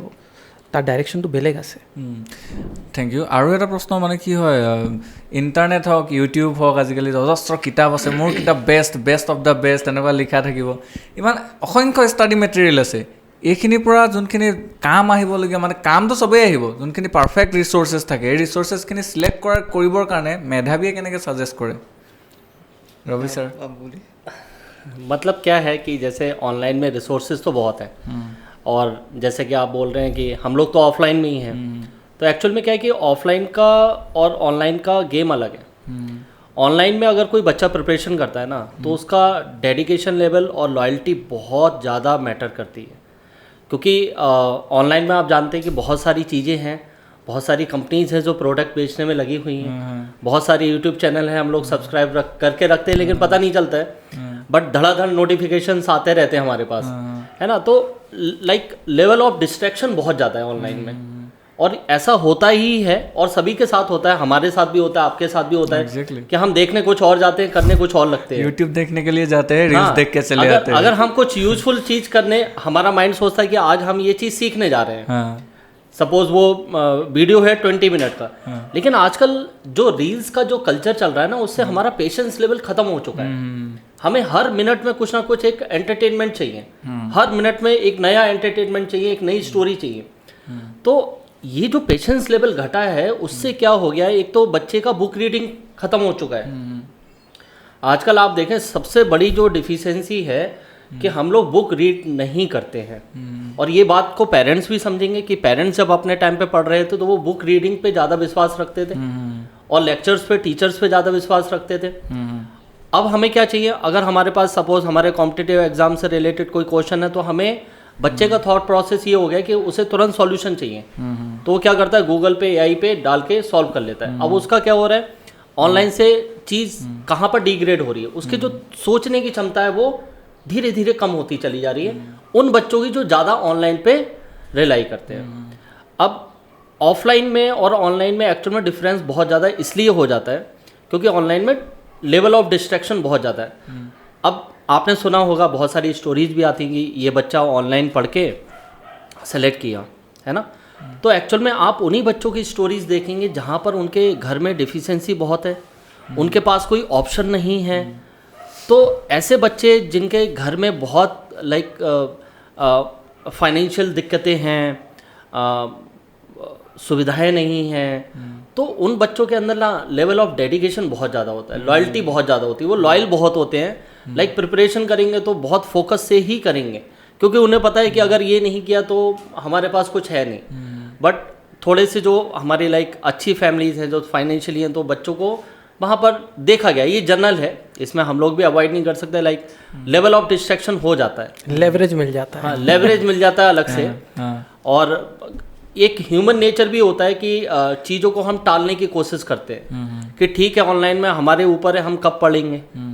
अरे ठीक है, मतलब आज ठीक है 2 घंटे बाद देख लेंगे, लेकिन वो 2 घंटे बढ़ते बढ़ते 2 दिन हो जाते हैं कि हम जो यूजफुल कंटेंट देखने गए थे लेकिन हमने उसको 2 दिन डिले कर दिया। हम देख लेते हैं लेकिन उसी प्रोसेस में क्या होता रहता है, हमारा चीज़ें डिले होती चली जाती हैं। मैंने मेरे खुद के स्टूडेंट को बहुत बार देखा है, जो बच्चे हमसे सजेशन लेते हैं कि सर क्या करें, हम कहा नहीं ऑफलाइन करो। आप ऑफलाइन में क्या होगा कि आपकी अटेंडेंस चेक होगी, आप जो कोचिंग आवर्स में पढ़ेंगे तो पढ़ेंगे, आप फोकस होके पढ़ेंगे, आपके ऊपर प्रेशर रहेगा, थोड़ा सा गाइडेंस रहेगा, आपके ऊपर नज़र रहेगी किसी ना किसी की, आप पढ़ रहे हैं या नहीं पढ़ रहे हैं। बट ऑनलाइन में तो क्या हो रहा है, आप अपने ऊपर है और आपका मन तो हमेशा डोलता रहता है कि अब ठीक है अभी ये पढ़ना है, 2 घंटे बाद पढ़ लेंगे, नहीं 2 घंटे बाद फिर मन किया, फिर नेक्स्ट 2 घंटे बाद पढ़ लेंगे। फिर उन बच्चों का मैंने ये देखा है कि वो अपना सिलेबस खुद भी कंप्लीट नहीं कर पाए, जबकि ऑनलाइन पे पूरा रिकॉर्डेड सिलेबस है लेकिन वो कंप्लीट नहीं कर पाए, ऑन टाइम कंप्लीशन नहीं हुआ। प्लस दूसरा, ऑनलाइन में सबसे बड़ा चीज़ है कि बच्चे की प्रॉब्लम सॉल्विंग जो है वो बहुत खराब हो जाती है, ना के बराबर सोचने की क्षमता, जैसे मैंने बोला ना कि हमारा जो ह्यूमन नेचर है वो हमें तुरंत के तुरंत सॉल्यूशन चाहता है कि किसी चीज़ को अगर प्रॉब्लम आ गई तो हम उस पर ब्रेन स्टॉर्म नहीं करना चाहते, हम उसके बहुत मल्टीपल सॉल्यूशंस देखना नहीं चाहते, हम अपने आप को एफर्ट नहीं लगाना चाहते उसमें, हमें चाहिए तुरंत सॉल्यूशन। और आजकल ये बच्चों में बहुत ज़्यादा डेवलप हो रहा है, तो इसलिए मैं नहीं मानता कि ऑनलाइन इज़ मोर सक्सेसफुल। इसके लिए हम लोगों ने क्या है, अपना स्टडी मटेरियल खुद का बनाया हुआ हमने खुद बनाया है, मटेरियल है, हमने खुद उसको रिसर्च करके बनाया है। और ये हम लोगों ने काम जब है जो 2022 में हम लोग मिले थे ना, तभी से हमने स्टार्ट कर दिया था। हमने कंप्यूटर ऑपरेटर्स ले लिए थे, हम लोग लग गए थे, अपना सारा जितना भी हम जानते हैं उसको हमने एक मटेरियल में पुट ऑन किया और हम उसी चीज़ की प्रैक्टिस बच्चे को बार बार करवाते हैं। हम उनको यही सजेस्ट करते हैं कि आप यही मॉड्यूल करिए, यही डीपीपी करिए, ठीक है। क्योंकि देखिए क्या है कि मार्केट में डेफिनेटली बहुत कुछ है और बहुत रिसोर्सफुल हो सकता है, लेकिन क्या है कि अगर आप एक ही चीज़ की प्रैक्टिस बार बार करेंगे तो आप ज़्यादा सीखेंगे। क्योंकि हम आज तक ABCD नहीं भूले, बाकी चीज़ें भूल गए। उसका रीज़न यही था, बचपन में कई बार बोला कोई भी आता था उसको सुनाते थे तो याद रह जाती, वो मेमोरी में बैंक बन गया हमारा। तो हम बच्चों को ये समझाते हैं कि जो प्रॉब्लम्स हमने आपके लिए डिज़ाइन कर रखी है उसका मेमोरी बैंक बनाओ आप,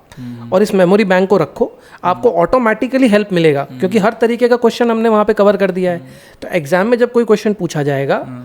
तो उस कंडीशन में वो क्वेश्चन उसी कॉन्सेप्ट से आएगा, और अगर आपके पास वो मेमोरी बैंक है आपको तुरंत स्ट्राइक करेगा कि इसका रास्ता तो ये है,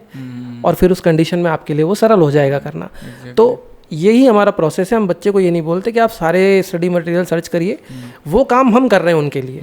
हम हर साल अपने स्टडी और हम हर साल अपने स्टडी मटेरियल में कुछ ना कुछ अपडेट करते रहते हैं, डीपीपीज में अपडेट करते रहते हैं। तो यही हमारे सिस्टम की सबसे, आप कह दीजिए सबसे बड़ी मतलब बैकबोन भी है। আচ্ছা বঢ়িয়া। আমি মেইনলি আমি NCERT ষ্টুডেণ্টছক কওঁ ফ'কাছ কৰক, ফিজিক্স হ'ল, কেমেষ্ট্ৰি হ'ল, বায়' হ'ল, মেথছ হ'ল, NCERT আমাৰ বেছ হয়। আমি NCERT বাহিৰে আমাৰ মানে একো একচুৱেলি নাই 11th 12th একো। আমি যেতিয়া NCERT যেতিয়া বেছত লওঁ আৰু তাৰপাছত অন এন এভাৰেজ আমি মেধাৱী কথা কৈ আছোঁ মই, on an average per chapter physics, chemistry, maths আৰু বায়'লজি, DPP, মডিউল, টেষ্ট, আমাৰ স্পেচিয়েল এডিশ্যনছ এটা থাকে, ব্ৰহ্মাস্ত্ৰ বুলি এইটো আমাৰ স্পেচিয়েল এডিশ্যন থাকে। Near about 700 to 800 questions per chapter আমি কৰাওঁ, irrespective of any subject. That is মোৰ দেন চাফিচিয়েণ্ট। ইয়াতকৈ আৰু ভেৰাইটি আৰু দৰকাৰ নাই,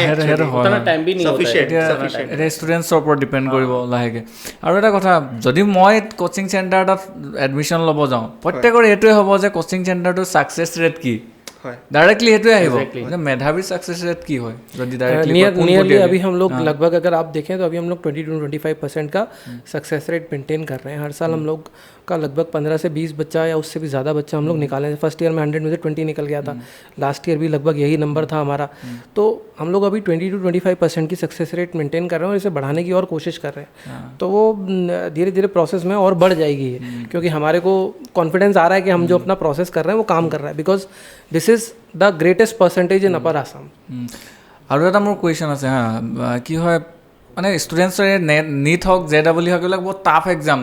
মই কৈছোঁ অলৰেডি তেওঁলোকৰ মেণ্টেল প্ৰেছাৰ থাকে, আৰু সেইটো কাৰণে কি হয় ষ্টুডেণ্টছবিলাকক জয়ফুল লাৰ্ণিংটো বহুত ডিপেণ্ড কৰে, যে মানে জয়ফুল অলপ লাৰ্ণিংটো জয়ফুল হ'ব লাগে। মেধাৱীৰ তেনেকুৱা কিবা আছে নাই জয়ফুল লাৰ্ণিং? এইটো ইউনিক কি হয়? আমি ক্লাছৰ ভিতৰত চাওক, যেতিয়া আমি পঢ়াওঁ বহুতখিনি বস্তু আমি ইনকৰ্পৰেট কৰোঁ, টুলছ আমাৰ বহুতখিনি থাকে, বুজোৱা টুলছটো বহুতখিনি থাকে। আমি অকল ৰট লাৰ্ণিং নকৰাওঁ ষ্টুডেণ্টক, ঠিক আছে? তেতিয়া আমি বস্তুবোৰ দেখাবলৈও চেষ্টা কৰোঁ যে এনেকৈ কেনেকৈ হয়, এই বস্তুটো কেনেকৈ হয়। তো এইবোৰ বস্তু আমাৰ ওচৰত আছে যে আমি কৰোঁ এইবোৰ ষ্টুডেণ্টৰ লগত। एक्चुअल में हम लोगों ने क्लास को स्मार्ट बना रखा है। हमारे स्मार्ट बोर्ड है, हमने स्टार्टिंग से ही डिजिटल बोर्ड्स लगा रखे हैं। तो अगर बहुत सारी चीज़ें ऐसी होती जो लाइक हम दिखा नहीं सकते, फिजिकली नहीं दिखा सकते, तो हम लोग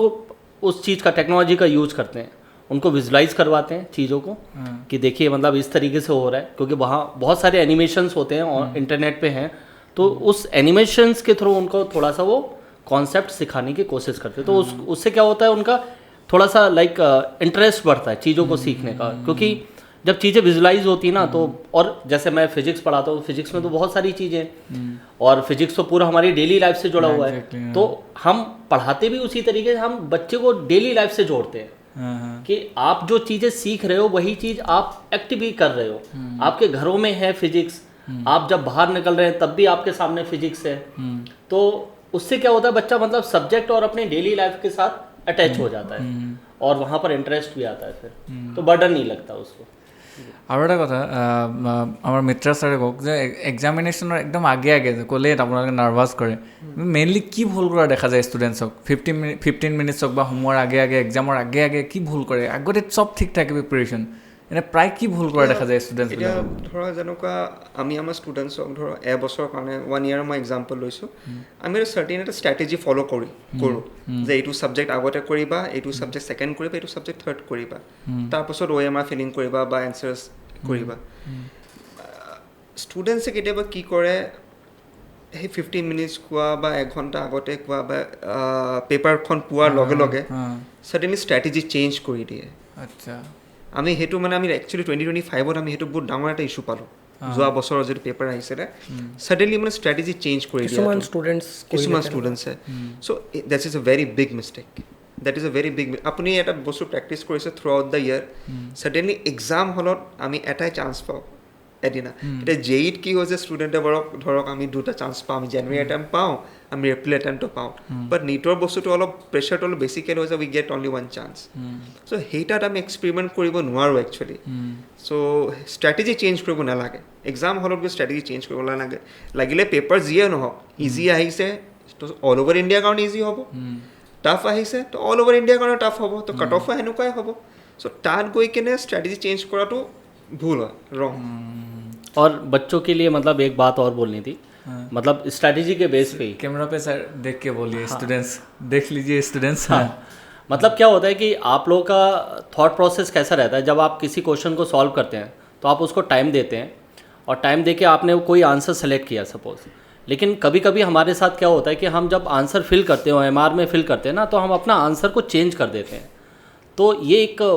लाइक आपकी स्ट्रैटेजी में बहुत बड़ी भूल होती है जब आप आंसर चेंज करते हैं ना मोस्ट ऑफ द चांसेस रहते हैं कि आप गलत आंसर ही दे रहे हैं क्योंकि जो पहले आपने टाइम दे के जो आंसर फाइंड आउट किया ना वही आपका आंसर सही है तो ये गलती ना करें और ये बहुत बड़ी भूल होती है बहुत लोग करते हैं बहुत बच्चे करते हैं ये चीज़ कि आंसर फिलिंग के टाइम पे अपना जो उन्होंने पहले टिक किया ना उसको वो चेंज कर देते हैं कन्फ्यूजन और नर्वसनेस में बच्चे ऐसा कर देते हैं और एक गलती और होती है कि भाई कभी कभी हम किसी पेपर में बहुत ज़्यादा स्टिक कर जाते हैं तो वो स्ट्रैटेजिकल एरर ही है एक तरीके से लेकिन फिर भी वो एरर जो है वो बहुत बड़ी मेजर होती है कि हम लोग क्या है बहुत ज़्यादा समय दे देते हैं किसी क्वेश्चन के ऊपर तो अगर आप एक क्वेश्चन पे स्टिक कर गए हम बच्चों को सिखाते हैं हर उसमें सिखाते हैं कि भाई you have to learn to move on अगर कोई क्वेश्चन नहीं बन रहा है भागो आगे दूसरा भी नहीं बन रहा फिर भागो आगे तीसरा भी नहीं बन रहा फिर भागो आगे क्योंकि चौथा बनेगा लेकिन बच्चा क्या करता है कभी कभी उस चीज़ को भूल जाता है एग्जामिनेशन हॉल में और वो एक्चुअल में क्वेश्चन को देख के ईगोइस्ट हो जाता है कि मैं तो सॉल्व करके ही मानूंगा मैं करके रहूंगा उस प्रोसेस में এইটো কেছ মেক্সিমাম ল'ৰাৰ হয় বয়জৰ physics chemistry that is we can not generalise but the thing is ऐसा होता है कि बच्चे ऐसा कर देते हैं और फिर वो मतलब उलझ जाते हैं क्योंकि पेपर में टाइम का बहुत बड़ा खेल है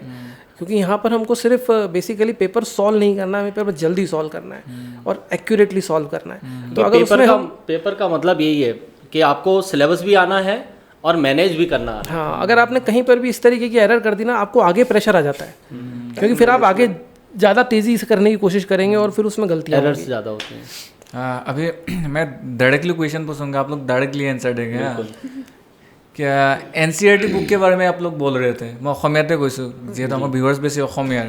যে NCERT কিতাপৰ কথা কৈছে NCERT বুকবিলাক যদি আপোনালোক সোধো এইটো অভাৰ ৰেটেড নে আণ্ডাৰ ৰেটেড নে एकदम ठीक है अंडर रेटेड NCERT को बहुत कम वैल्यू दिया जाता है लेकिन NCERT इज़ वेरी वैल्यूएबल बच्चे को पढ़ना नहीं आता है और शायद लोगों को पढ़ाना भी नहीं आता है बहुत कम लोग ठीक से पढ़ा पाते अगर एक स्टूडेंट प्रॉपरली NCERT को 8-10 बार पढ़ ले तो मतलब कोई भी एग्जाम क्रैक कर सकता है वो एक्चुअल में NCERT लैंग्वेज बहुत डीप है हाँ वही बात है डेप्थ बहुत है उसमें समझना पड़ेगा उसको हाँ हाँ और एक स्टूडेंट्स को कन्फ्यूजन आता है কি হয় মই ৰাতিপুৱা পঢ়িলে বেছি ভাল হ'ব নে ৰাতি পঢ়িলে ভাল হ'ব অৰ্থাৎ নাইট অল হ'ব লাগে নে আৰ্লি বাৰ্ড হ'ব লাগে स्टूडेंट्स सब्जेक्टिव है ये चीज़ देखिए हर स्टूडेंट टू स्टूडेंट वेरी करता है मैं कभी नहीं बोलता किसी स्टूडेंट को कि तुम सवेरे उठ के ही पढ़ो या रात में जल्दी सो जाओ और सवेरे उठना है या रात में देर तक पढ़ो कई स्टूडेंट होते हैं जो प्रेफर करते हैं जिनका शायद हो सकता है कि उस तरीके का बैकग्राउंड है या घर में वैसा सिचुएशन है कि उनको रात में पढ़ के ज़्यादा सुविधा मिलता है क्योंकि ज़्यादा साइलेंट माहौल मिल जाता है उन्हें और किसी किसी जगह में घर का माहौल ऐसा होता है कि सब लोग सवेरे बहुत जल्दी उठ जाते हैं तो उनके लिए अर्ली बर्ड होना अच्छा है ठीक है तो ये स्टूडेंट टू स्टूडेंट वेरी करता है बट अगर आप मेरी पर्सनल चॉइस पूछेंगे तो मैं बोलूँगा कि हाँ सवेरे जल्दी उठिए आप फ्रेश होंगे स्लीप लेके उठेंगे तो ज़्यादा बेटर परफॉर्म कर पाएंगे लेकिन फिर भी मैं इसको बोलूँगा कि आप अपनी कंडीशंस देखिए अगर आपको लगता है कि आप रात में बेहतर परफॉर्म कर सकते हैं कोई इशूज़ नहीं है अल्टीमेटली गोल तो वही है कि हमें अचीव करना है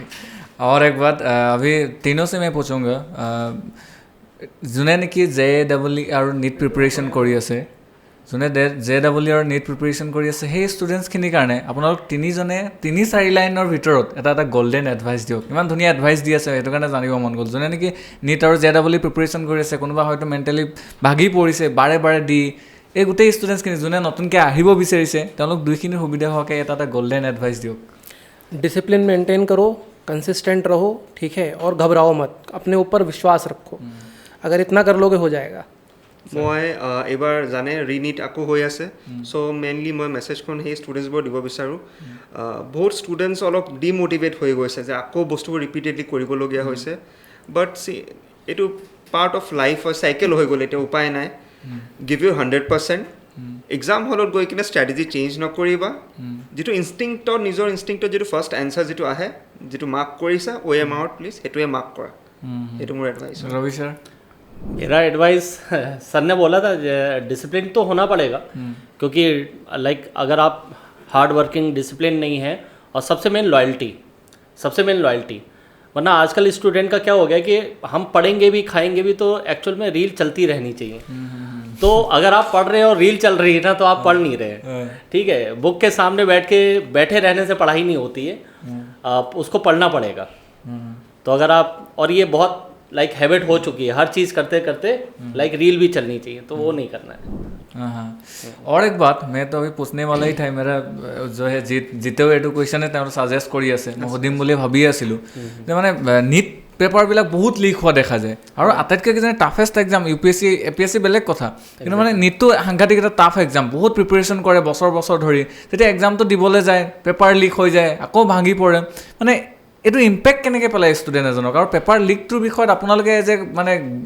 গাইডেঞ্চ যোনে দি থাকে টিচাৰ হিচাপে আপোনালোকে ছাজেষ্ট কি কৰিব বিচাৰে, মানে কি ক'ব এই ক্ষেত্ৰত? ইমান পেপাৰ লিক হৈ থাকে, ষ্টুডেণ্টছকো ইম্পেক্ট পেলায়, ষ্টুডেণ্টছক কেনেকৈ ইম্পেক্ট পেলায়, আৰু গভটক বা হওক আপোনালোকে কি ছাজেশ্যন আগবঢ়াব পেপাৰ লিকটো বন্ধ হ'বৰ কাৰণে? एक्चुअली ये तो इम्पैक्ट तो देखिए सिर्फ स्टूडेंट बोल के नहीं है, ये इम्पैक्ट आप कह लीजिए फैमिलीज़ पर है। एग्जैक्टली, ठीक है, मतलब पूरी की पूरी फैमिली इम्पैक्ट हो जाती है, स्टूडेंट भी, पेरेंट भी, एंड अगर हम उनको अपनी एक्सटेंडेड फैमिली समझ रहे तो हम भी कहीं ना कहीं हम भी इम्पैक्ट हो जाते हैं, एज ए टीचर हम भी डिमोटिवेट हो जाते हैं। गवर्नमेंट को चाहिए कि ये, क्योंकि हम लोग क्लासेस में ही बच्चों को ये बोलते हैं कि ये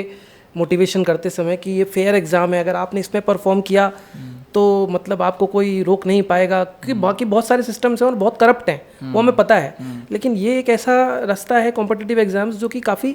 फेयर है।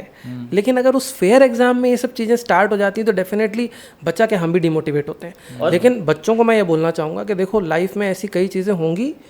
जो हमारे अनुसार नहीं होंगी, ठीक है, लेकिन हमें लड़ना तो पड़ेगा ही, ठीक है। तो अपने ऊपर विश्वास रखो, अगर आप इस बार एग्ज़ाम निकाल रहे थे तो वापस आप निकाल लोगे, ठीक है। और अगर आप डॉक्टर बनने जा रहे हो या इंजीनियर बनने जा रहे हो तो ऐसी कई सिचुएशंस आपकी लाइफ में आएंगी जब आप जो है आप जैसा चाह रहे थे वैसा नहीं होगा, लेकिन आप वहाँ से लड़के निकल सकते हो। तो अगर आपको अपने आप पर विश्वास रखना आता है और आपको ये विश्वास था कि मेरा इस बार हो रहा था, तो डिमोटिवेट मत हो इस चीज़ को लेकर। तुम्हारा अगर तुम इस बार सेलेक्ट हो रहे थे, अगली बार फिर होगे, अगर और एक बार लीक हो जाएगा फिर होगे, क्योंकि सिस्टम तुम्हें नहीं रोक पाएगा, बिकॉज तुम्हारी मेहनत को ना ऊपर वाला देख रहा है, और वो तुम उसकी चिंता मत करो। हालांकि मैं गवर्नमेंट को ये बोलना चाहूँगा कि भाई लॉकडाउन लगाओ या जो भी करो, ठीक है, लेकिन ये एग्ज़ाम्स फेयर हैं और फेयर ही रहने चाहिए, ठीक है। और इसके जो परपेट्रेटर्स हैं, जो भी इस तरीके की हरकतें कर रहे हैं, जो लीक करवा रहे हैं, मैं तो बोलूँगा इनको कैपिटल पनिशमेंट दो, छोटी मोटी पनिशमेंट दो ही मत इन्हें, क्योंकि ये एक दो आदमी को इम्पैक्ट नहीं कर रहे हैं, उस पूरे एक इंसान की पूरा जीवन इम्पैक्ट कर दे रहे हैं, एक जनरेशन का खत्म कर हाँ, एक जनरेशन को मतलब वो कर दे रहे हैं लोग। तो ऐसे लोगों को तो सीधा कैपिटल पनिशमेंट होना चाहिए, तभी शायद उनको डर लगेगा ये सब करते हुए, क्योंकि वरना आप सोचिए एक पेपर लीक हो गया, अब बहुत सारे बच्चों का मतलब दुखद है, बहुत सुन के लगता है, कोई किसी बच्चे ने सुसाइड भी अटेम्प्ट कर लिया, इस तरीके की चीज़ें सुनने में आई। मतलब आप सोचिए वो एक पूरी फैमिली डिवास्टेट हो गई ना पूरा जीवन भर के लिए। अगर एक बच्चा चला गया तो एक इंसान की सबसे बड़ी संपत्ति होती है उसका बच्चा, ठीक है, उसको अगर वो बच्चा चला गया तो, और इस चीज़ के लिए उस परपेट्रेटर जिसने ये सब किया उसको क्या सज़ा मिल रही? 4-5 साल जेल। भाई उसको मैं क्या बोलूँ, बोलना नहीं चाहिए। नेता मंत्री कोনোবা হলে তো 2-3 দিনতে ওলাই আহিব। वो बात सही है, अगर वो भी नहीं हो रही है सर, वो भी नहीं हो रहा है तो दिस इज मैं देखिए मैं पॉलिटिक्स में नहीं घुसूंगा, लेकिन गवर्नमेंट को भी ये समझना चाहिए कि ये एग्जामिनेशंस बहुत क्रूशियल हैं, एक स्टूडेंट की पूरी कैरियर डिसाइड होती है इस एग्ज़ाम से, तो हमें ये हर तरीके से इस एग्ज़ाम को हमें फेयरली कंडक्ट कराना एक्चुअल चाहिए। में क्या होता है, ये एग्ज़ाम जो है वो अर्ली स्टेज कंपटीशन होता है ना एक स्टूडेंट का, तो उसका लाइफ में ऐसे तो सर ने बोला ना बहुत सारे कंपटीशन है, तो उसे एक थॉट जनरेट हो जाता है कि क्या आगे भी ऐसा ही होगा। हाँ, तो एक फियर जनरेट हो गया ना कि मैं आगे के जो एग्जाम्स दूंगा, जॉब के लिए कोई एग्जाम्स दूंगा या कुछ भी तरीके का एग्जाम दूंगा, अगर उसमें भी लीक होगा तो ऐसे क्या मोटिवेशन, मॉरल डाउन हो जाता है कि नहीं यार देने से फायदा ही नहीं है, ठीक है। तो इस वजह से ये सब लाइक लीक वगैरह नहीं होने चाहिए पेपर्स का। মই এবাৰ সঞ্জয় ছাৰৰ ওচৰলৈ আহিব বিচাৰিছোঁ, কিয় মানে ষ্টুডেণ্টছৰ কম্পিটিশ্যন থাকেই, হয়, তাৰ উপৰি কি হৈছে আজিকালি কোচিং চেণ্টাৰবিলাকৰো কম্পিটিশ্যন থাকে। শেহতীয়াকৈ মানে কি হ'ল ৰিচেণ্টলি এক্সাম্পল খান ছাৰৰ বিহাৰৰ কেছটোৱে আছে, তো ষ্টুডেণ্টছ এটাক ভাল কোচিং চেণ্টাৰ হিচাপে মেধাৱী বুলি নহয় আপোনালোকে ভাল কোচিং চেণ্টাৰ এটা কেনেকৈ চিলেক্ট কৰিব মানে ইমান কোচিং চেণ্টাৰবিলাকৰ ইমান কম্পিটিশ্যন কিন্তু কেতিয়াবা এনেকুৱা হৈ যায় যে এইটো ভাল হয় জানো এইটো ভাল হয় জানো এনেকুৱা কম্পিটিশ্যনতে লাগি থাকে তো মেধাৱীয়ে কি ছাজেষ্ট কৰিব এটা ভাল কোচিং চেণ্টাৰ চিলেক্ট কৰিবলৈ বিহাৰৰ যিটো খান ছাৰৰ যিটো কথা কৈছে মেইন ইছ্যুটো ইমান ডাঙৰ কেলৈ হৈ গ'ল দুজনে কম্পিটিশ্যন চলিলে আৰু মানে দুজনৰ কম্পিটিশ্যন দুজনে একচুৱেলি ৰিজাল্টছ সিহঁতি ফেক ৰিজাল্টছ পুট আউট কৰিলে মেইন ইছ্যু সেইটো হয় এইটো চব কোচিং চেণ্টাৰতে চলি আছে কিন্তু ইয়াত আমাৰ এটা বস্তু আমি যেতিয়া ষ্টাৰ্ট কৰিছিলোঁ ইনষ্টিটিউটখন আমাৰ এটা বস্তু আছে আমি এথিক্স লৈ কিনে চলিম আপুনি আমাৰ বেনাৰত আপুনি যিমান ফটোজ চাব যিকেইজন আছে these are our genuine classroom students ডিব্ৰুগড়ত সেনেকুৱা ইনষ্টিটিউট আছে যোনে 60-70 ষ্টুডেণ্টছ লগাই দিছে বেনাৰত এতিয়া ধৰক সেইটো ইনষ্টিটিউট বা বেলেগ ইনষ্টিটিউটে আমাৰ ইনষ্টিটিউটৰ 20জন ষ্টুডেণ্টৰ ফটো ল'লে বেলেগ XYZ ইনষ্টিটিউটৰ ফটো লগালে তো সেনেকৈ 60-70 ষ্টুডেণ্টৰ ফটো লগাই দিলে ইয়াত কি হয় যে বহুত পেৰেণ্টছ এতিয়া ডিব্ৰুগড় যিমান পেৰেণ্টছ আছে বহুতে ৰিয়েলিটিখন জানে বুজে এতিয়া ডিব্ৰুগড় বাহিৰৰ টাউনৰ বাহিৰৰ ষ্টুডেণ্টছ কি হয় যেতিয়া বেনাৰ চাই ন অলপ সেই বেনাৰ চাই কিনে বস্তুবোৰ এট্ৰেক্ট হৈ যায় বা যি নকওঁ মই পেৰেণ্টছক সিমানটো ক'ম যে প্ৰপাৰ ইনফৰ্মেশ্যন লওক এটা ইনষ্টিটিউটৰ পৰা ওলাই যোৱা ষ্টুডেণ্টৰ পৰা আপুনি ইনফৰ্মেশ্যন লওক এতিয়া সবচে প্ৰথম সেইটো হৈছে ইনষ্টিটিউটক কোন টিচাৰ্ছে পঢ়াইছে একাডেমিক কাৰিকুলামটো কেনেকুৱা হয় সেইটো হৈছে মেইন পইণ্ট ৰাইট আৰু ৰিজাল্টছৰ কথা হয় যিবোৰ আপুনি ধৰক আজি বেনাৰ্ছৰ বা য'ত দেখিছে প'ষ্টাৰ ষ্টুডেণ্ট দেখিছে সিহঁতক সোধক জেনুইন ৰিজাল্টছ ক'ৰ পৰা হয় সেইটো হয় মানে বেষ্ট তাৰিকা ষ্টুডেণ্টক মানে পেৰেণ্টছক জাজ কৰিবলৈ এনেকুৱাও হয় কিছুমান কিন্তু ষ্টুডেণ্টছক পাছ আউট যোনখিনি ষ্টুডেণ্ট ভাল ৰিজাল্ট কৰে তেওঁলোকক পইচা দি দিয়া হয় মই তোমাৰ পোষ্টাৰত লগাই দিম ফটো এইটো চলি আছে নাই চলি আছে কিন্তু তেতিয়াও ষ্টুডেণ্টে আপোনাক কেতিয়াও বেয়া গাইড নকৰিব যদি আপুনি ষ্টুডেণ্টক পাৰ্চনেলি সুধিব তেতিয়া সি সঁচা কথাই ক'ব এই বস্তুটো চলি আছে কিন্তু নহয় জানো পইচা মই তোমাক পইচা দিম এটা তুমি তোমাৰ ফটোটো ইউজ কৰি এই বছৰ অল ইণ্ডিয়া লেভেলত বহুত ডাঙৰ ইনষ্টিটিউট এখন এটা বহুত ডাঙৰ কণ্ট্ৰভাৰ্চি হৈ আছে যিটো বাচ্চাটো বেচেৰা সেইটো পাটনাৰ এখন লোকেল ইনষ্টিটিউটৰ বাচ্চা আছিলে ৰাতি ছাডেনলি ষ্টুডেণ্টজনক ফ্লেট দিয়া হ'ল গাড়ী দিয়া হ'ল কেছ পে'মেণ্ট কৰা হ'ল ষ্টুডেণ্টজন বেলেগ এজন ইনষ্টিটিউটৰ বেনাৰত আহি গ'ল তাৰপিছত সেইজন ষ্টুডেণ্টৰ পেৰেণ্টে আকৌ সেইটো ইনষ্টিটিউটত ন'টিছ পঠাইছে আপুনি মোৰ সেইজন ষ্টুডেণ্টৰ ফটো লগাব নোৱাৰিব সেইবোৰ চলে সেইবোৰ নেশ্যনেল লেভেলত বহুত ডাঙৰ ইনষ্টিটিউটছ আছে যোনে নিজৰ এম্পায়াৰখন একচুৱেলি সেনেকুৱাকৈহে বনোৱা সেইটো হয় বাট ঠিক আছে চলি আছে এতিয়া আমি কি ক'ম আৰু মেধাৱী জেনুইন থাকক আমি সেইটো বিচাৰিছোঁ ষ্টুডেণ্টছো যোনে নেকি প্ৰিপেৰেশ্যনৰ কাৰণে আহিম বুলি ভাবি আছে আপোনালোকক সজাগ হওক এইটো ক্ষেত্ৰত এতিয়া আৰু এটা প্ৰশ্ন মোৰ এই নিট JEEৰ কাৰণে যিহেতু আপোনালোকে অসমত এটা এষ্টাব্লিছ কৰিছে অসমীয়া মিডিয়ামৰ বহুত ষ্টুডেণ্টছ থাকে বেৰিয়াৰ হ'ব পাৰে নেকি আছামিজ মিডিয়ামটো নিট JEEৰ এবছলুটলি নহয় মই ৰিচেণ্ট 2025ৰ মই আপোনাক ক'ম ডেণ্টি ডন শইকীয়া আমাৰ ঘিলামৰা লখিমপুৰ ষ্টুডেণ্ট আছিলে সি লখিমপুৰ মেডিকেল কলেজত এইবাৰ ছিট পালে 2025 ছিট পাইছে সেই আছামিজ মিডিয়ামৰ পৰা অহা অলপ 10-15 ডেইজৰ কাৰণে অলপ চেলেঞ্জিং হয় বস্তুটো বাট উইথ প্ৰেক্টিছ এতিয়া ধৰক এজ এ ইংলিছ মিডিয়ামৰ ষ্টুডেণ্টে যদি 6 hours ছেল্ফ ষ্টাডি কৰিছে আছামিজ মিডিয়ামৰ বাচ্চাক আপোনাৰ 8 ঘণ্টা কৰিব লাগিব বাছ সিমান এফৰ্টটো অলপ বেছি দিব লাগিব কিছুমান দিনৰ কাৰণে তাৰপিছত লাহে লাহে গৈ কিনে সেইটো লাইনত আহি যায় একদম আছামিজ মিডিয়াম ষ্টুডেণ্টছ ভয় নাখাব মেধাৱী ছাৰহঁতৰ পৰা ছাজেশ্যন ল'ব যদিও আপোনালোকে কোচিং লয় নলয় পিছৰ কথা আৰু এটা কথা বহুতে কোচিং ল'বৰ কাৰণে ইকনমিকেলি তেওঁলোক ইমান ষ্ট্ৰং নহয় বহুত আমাৰ 60% মানুহ অসমৰ যিয়ে এফৰ্ড কৰিব নোৱাৰে তাৰ কাৰণে মেধাৱীৰ কিবা স্পেচিয়েল কিবা আছে নেকি BPL কেটেগৰী বা কিবা আমি এতিয়া আমাৰ প্ৰত্যেক বছৰ আমি ষ্টুডেণ্টছ এনেকুৱা আমি হেল্প কৰোঁ আমি ফ্ৰী ছিটছ দিওঁ বাট সিমানটোৱে যে জেনুইন বাচ্চা অলপ এফৰ্ট দিব লাগিব মানে এইটো প্ৰচেছটো কি হয় আপোনাৰ প্ৰচেছটো কেনেকুৱা এতিয়া ধৰক আমি যদি 11ৰ কোনোবা ষ্টুডেণ্ট আহে 10ৰ পাছত এটলিষ্ট 10ৰ স্ক'ৰটো ভাল হ'ব লাগিব আৰু এটলিষ্ট মই মানে বাচ্চাৰ পৰা ইমানটো কমিটমেণ্ট জানো পাওঁ যে মই 2 years মই জেনুইনলি ফাইট কৰিম আমাৰ বাচ্চাৰ পৰা সিমানটো কমিটমেণ্ট লাগে এতিয়া ড্ৰপাৰ বেচতো সেনেকুৱা বহুত বাচ্চা আহে আমাৰ ওচৰত আমি পঢ়াইছোঁ আমি ডিব্ৰুগড় কেইবাজনো বাচ্চা আছে পঢ়াইছোঁ আৰু ছিটো পাইছে এনেকুৱা বাছ আমি সিমানটো ষ্টুডেণ্টটোৱে যদি জেনুইনলি কাম কৰিব লাগে বিকজ ষ্টুডেণ্ট আৰু আমি মিলি কিনে আমি একচুৱেলি বহুত কষ্ট কৰোঁ চ' ইন ডেট চিনাৰিঅ' আমি কি বিচাৰোঁ যে বাচ্চাজনৰ ছিট জানো ওলায় আমাৰ সিমানটোৱে ৰিকুৱাৰমেণ্ট আৰু ষ্টুডেণ্ট আহক মেধাৱী একো প্ৰব্লেম নাই আৰু আপোনালোকৰ যিহেতু গোটেই ইনষ্টিটিউশ্যনটো ডিব্ৰুগড় বেষ্ট হয় মই কৈছোঁ ডিব্ৰুগড়ৰ যোনখিনি আপোনাৰ যিহেতু এতিয়া ছেকেণ্ড কেপিটেল হ'ব গৈ আছে ডাঙৰ কথা মানে আৰু ডিব্ৰুগড়ত এতিয়া কোচিঙৰ লাহেকৈ বেষ্টটো বনিছেহে তো আপোনালোকে ডিব্ৰুগড়ক কেনেকৈ উঠাই লৈ যাব এক মেধাৱী ইনষ্টিটিউশ্যন আপোনালোকে কাৰণ ডিব্ৰুগড়ত এষ্টাব্লিছ কৰিছে ডিব্ৰুগড়ক আপোনালোকে কি দি থৈ যাব মেধাৱীয়ে সেইটো আমি আশা কৰিম কিন্তু মই ডিব্ৰুগড় ডিষ্ট্ৰিক্টৰ মোৰ চকু থাকিব মানে মেধাৱী এতিয়া যেনেকৈ ছাৰে যিটো কৈছে আমাৰ চিলেকশ্যন ৰেচিঅ' 20-25% হয় আমি সেই চিলেকশ্যনৰ ৰেচিঅ'টো আমি বঢ়াব বিচাৰি আছোঁ আমি সেইটো কাৰণে যুঁজি আছোঁ আমি 50-40 লৈ যাবলৈ চেষ্টা কৰি আছোঁ আৰু ডিব্ৰুগড় আমাৰ ল'ৰা ছোৱালীবোৰ যিমান ইয়াৰ পৰা ওলাব যিমান মেডিকেল পাব ইঞ্জিনিয়াৰিঙত পাব আল্টিমেটলি 90% অফ দেমটো ইয়াতে ছাৰ্ভ কৰিব তো এইটো ক'ৰবাত নে ক'ৰবাত আমাৰ বহুত মাইনিউটে হওক কিন্তু কণ্ট্ৰিবিউশ্যন থাকিব তো সেইটো কণ্ট্ৰিবিউশ্যনেই আমি সেইটোৱে চাগে পাৰিম দিবলৈ ঠিক আছে কিন্তু কেলেকৈ আমাৰ ইমানটোৱে এলিজিবিলিটি আছে ক'ব পৰা যায় যদি আমি আৰু যিমান পাৰিম আমি চেষ্টা কৰি আছোঁ যে বেছিকৈ ল'ৰা ছোৱালীবোৰ উলিয়াব পাৰোঁ তেনেকৈ যিমান বেছি উলিয়াম সেইবোৰ ইয়াত ভাল ভাল ল'ৰা ছোৱালী ইয়াত ছাৰ্ভিচ দিব পাৰিব সেইটোৱে ধৰক না নেক্সট 5 ইয়াৰ্ছৰ যিটো প্ৰজেকশ্যন আমি ধৰোঁ গুৱাহাটীৰ নিচিনা চিটুৱেশ্যন হ'ব ডিব্ৰুগড়তো মানে ডাঙৰ হাব এখন বনিব লাগে ইন ডেট ৱে কি হয় এতিয়া আমি যেতিয়া ষ্টাৰ্ট কৰিছোঁ আমি এখন সপোন লৈ কিনে ষ্টাৰ্ট কৰিছোঁ যে আমি অল ইণ্ডিয়া লেভেলৰ অল ইণ্ডিয়া ৰেংক উলিয়াম বুলি আমি সেইটো সপোন এটা লৈ কিনে ষ্টাৰ্ট কৰিছোঁ ফাইট কৰি গৈ আছোঁ নেক্সট 5 ইয়াৰ্ছতো ফাইট কৰিব লাগিব বাট উই উইল কিপ অন ফাইটিং আজি নহয়তো অহা বছৰ হ'ব অহা বছৰ নহয়তো নেক্সট ইয়াৰ হ'ব আশা কৰিছোঁ আমি আৰু আমাৰ নিচিনা আমাৰতো দা বেক বেঞ্চাৰ্ছ হয় চেনেলটো গম পাইছে আমাৰ নিচিনা মানে বেক বেঞ্চাৰ্ছখিনিয়ে নিট JEEৰ কাৰণে প্ৰিপেৰেশ্যন কৰিব পাৰিব নে কেলে নোৱাৰিব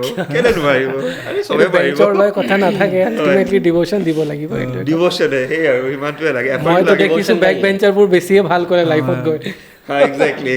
एक्चुअल में उनमें तो डिवोशन ज़्यादा ही होता है किसी भी चीज़ में हो अच्छे हो गलत हो लेकिन डिवोशन अच्छा ही होता है সেইটো হয় আৰু শেষত কি ক'ব মেধাৱীয়ে অসমৰ যোনখিনি ষ্টুডেণ্টছ আছে ষ্টুডেণ্টছখিনিক যে প্ৰিপেৰেশ্যন কৰিব লাষ্ট কি ক'ব আপোনালোকে পটেনচিয়েল বহুত আছে তোমালোকৰ ভিতৰত ঠিক আছে বিলিভ কৰা সেইটোৰ ওপৰত পঢ়া আমিও ইয়াৰ পৰা অসমৰ পৰা AIR 1 দিব পাৰোঁ সেইটো তোমালোকে জাষ্ট বিলিভ আনিব লাগে তোমালোকৰ নিজৰ ওপৰত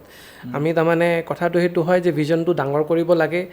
অকল আমি অসমৰ মেডিকেল কলেজবোৰ আৰু ইঞ্জিনিয়াৰিং কলেজবোৰত নোচোৱাকৈ আমি চাব লাগে যে আমি বাহিৰত এইমছ জিপমাৰ এইবোৰকো আমি টাৰ্গেট কৰিব পাৰোঁ এইবোৰতো গৈ পঢ়িব পাৰোঁ যদি আমি আমাৰ ভিজনটো অলপ ডাঙৰ কৰি ল'ম তেতিয়া এইটো কাৰণ বেছি দিন নাই যে তোমালোকে এইবোৰ এচিভ কৰি ল'বা কেলেকৈ টেলেণ্টেড মই বহুত ল'ৰা ছোৱালীবোৰ পাইছোঁ বহুত টেলেণ্টেড অকল সিহঁতি তাৰমানে ভিজন কেতিয়াবা অলপ কেলেকৈ মই যেনেকুৱা এনভাইৰমেণ্ট থাকে তেনেকুৱা মানুহৰ ভিজন থাকে তো সেইটো হৈ যায় এনভাইৰমেণ্টৰ পৰা কথা কৈছোঁ যে চবেই ভাবি আছে না এটাই কথা ভাবি আছে যে মই এইটো কলেজ তো তেনেকৈ ভাবে তো এই AIR 1ৰ কাৰণে ভাবিবলৈ ষ্টাৰ্ট কৰা যোনদিনাৰ পৰা কেলেকৈ এটা মানুহ যেতিয়া ষ্টাৰ্ট কৰিব আৰু এটা ষ্টাৰ্ট কৰিব লাহে লাহে চবেই এইটো ভাবিব না তেতিয়া এনভাইৰমেণ্টটো ভাল হৈ যাব তেতিয়া আমিও ইয়াৰ পৰা বহুত ল'ৰা ছোৱালী তেনেকুৱা পাম বহুত ৰেংকবোৰ তেনেকুৱা পাম এতিয়া ৰবি ছাৰো ধৰি লৈছোঁ আপুনি IIT ৰুৰকীত পঢ়ি আপোনালোকে ইমান চোকা ষ্টুডেণ্টছ আপোনালোকে যেতিয়া পঢ়িছিলে IIT তেতিয়া আপুনি বেক বেঞ্চত বহিছিলে নে ফ্ৰণ্ট বেঞ্চত ज़्यादा टाइम बैक में ही रहता था বেক বেঞ্চত বহাখিনিক আপোনালোকে মানে হেৰি নকৰিব নেকি लेकिन লাইটলি নল'ব দেখিছে IIT ৰুৰকীৰ পৰা অহা মানুহ আমাৰ লগত বহি আছে ইউনিভাৰ্চিটি এক্স ফেকাল্টি বেক বেঞ্চাৰ্ছ चीज़ें वही है लाइक हर चीज़ को अचीव करने के लिए डिवोशन चाहिए लॉयल्टी चाहिए कंसिस्टेंसी चाहिए हार्ड वर्क चाहिए अब अगर आप ये सब चीज़ें रखेंगे अपने पास आप मौज मस्ती भी कर सकते हैं जब पढ़ें तो पढ़ें जब मौज मस्ती करें तो केवल मौज मस्ती करें दोनों काम एक साथ ना करें तो सब कुछ होगा और बस यही है और किबा ক'বলগীয়া मिस इन्फॉर्मेशन से थोड़ा दूर रहें थोड़ा मतलब क्योंकि इन्फॉर्मेशन जो है आज की डेट में सबसे तेज़ ट्रैवल करती है लाइट से भी तेज़ इन्फॉर्मेशन ट्रैवल करती है ठीक है और मिस इन्फॉर्मेशन से थोड़ा दूर रहें अपनी रिसर्च करें जब भी आप कोई इंस्टीट्यूट ज्वाइन कर रहे हैं या किसी कोचिंग को इंस्टीट्यूट को ज्वाइन करना चाह रहे हैं या कोई भी कोर्स ज्वाइन करना चाह रहे हैं आपको हमेशा खुद की रिसर्च पे भरोसा करना चाहिए और खुद अपने आप से रिसर्च करनी चाहिए सिर्फ मेरी बातें ना सुन ले ठीक है मैं तो अपने आप को अच्छा बोलूँगा ही मैं ख़राब क्यों बोलूँगा हर ठीक कोई है ना अपने आप को अच्छा ही बोलेगा हर कोई अपने आप को अच्छा ही बोलेगा लेकिन ये आपको थोड़ा सा इन्फॉर्मेशन लेनी चाहिए रिसर्च करनी चाहिए ग्राउंड वर्क थोड़ा सा करना चाहिए पेरेंट्स हर चीज़ में कर लेते हैं लेकिन इस चीज़ में पता नहीं क्यों नहीं करते ठीक है तो ये सबसे इम्पॉर्टेंट एस्पेक्ट होता है क्योंकि ये जो 1 2 3 साल आपके बच्चों के होते हैं ये बहुत क्रूशियल है एक्चुअल में कोई भी इंस्टीट्यूट केवल like it's not a talking about the brand,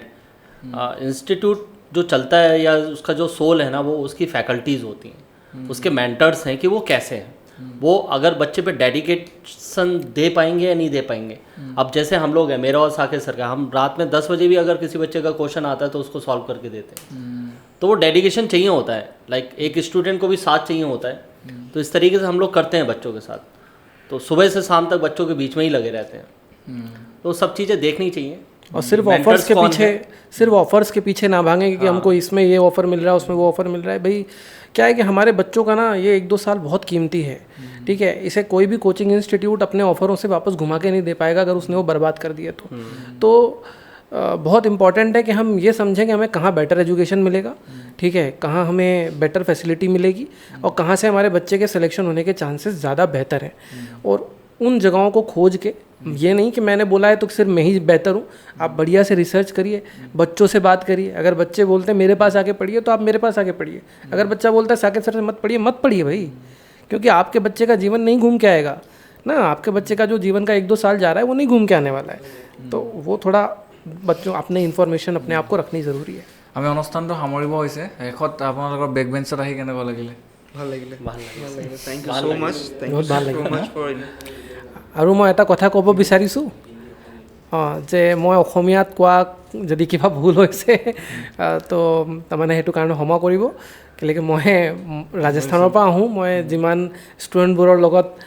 তেওঁলোকক আণ্ডাৰষ্টেণ্ড কৰিবলৈ যিমান শিকিব পাৰোঁ মই শিকিলোঁ। আমাৰ অসমীয়া ধুনীয়াই আছে, বহুত ধুনীয়া কৈছে। তেতিয়াও কৈছোঁ কেলেকি মই নাজানো, কেলেকি মই मुझे भी मतलब समझ में आता है सब, आप जो बोल रहे हैं, জেনেৰেলি কৈ আছোঁ না, মইতো समझ में आता সদায় है। জেনেৰেলিয়ে কথা পাতি আছোঁ।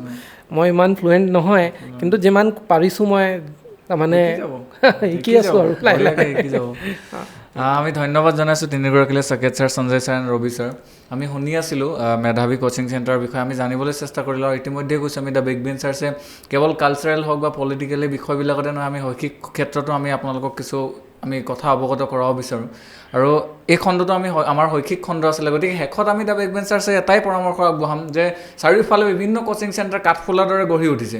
আপুনি চাওক কোনটো কোচিং চেণ্টাৰ ভাল হয়, ক'ত আপুনি নিজৰ ইউজ কৰিব পাৰিব, ক'ত এফৰ্ড পাব, এই গোটেই বস্তুবিলাক আপোনালোকে চাব, পেৰেণ্টছেও চাব।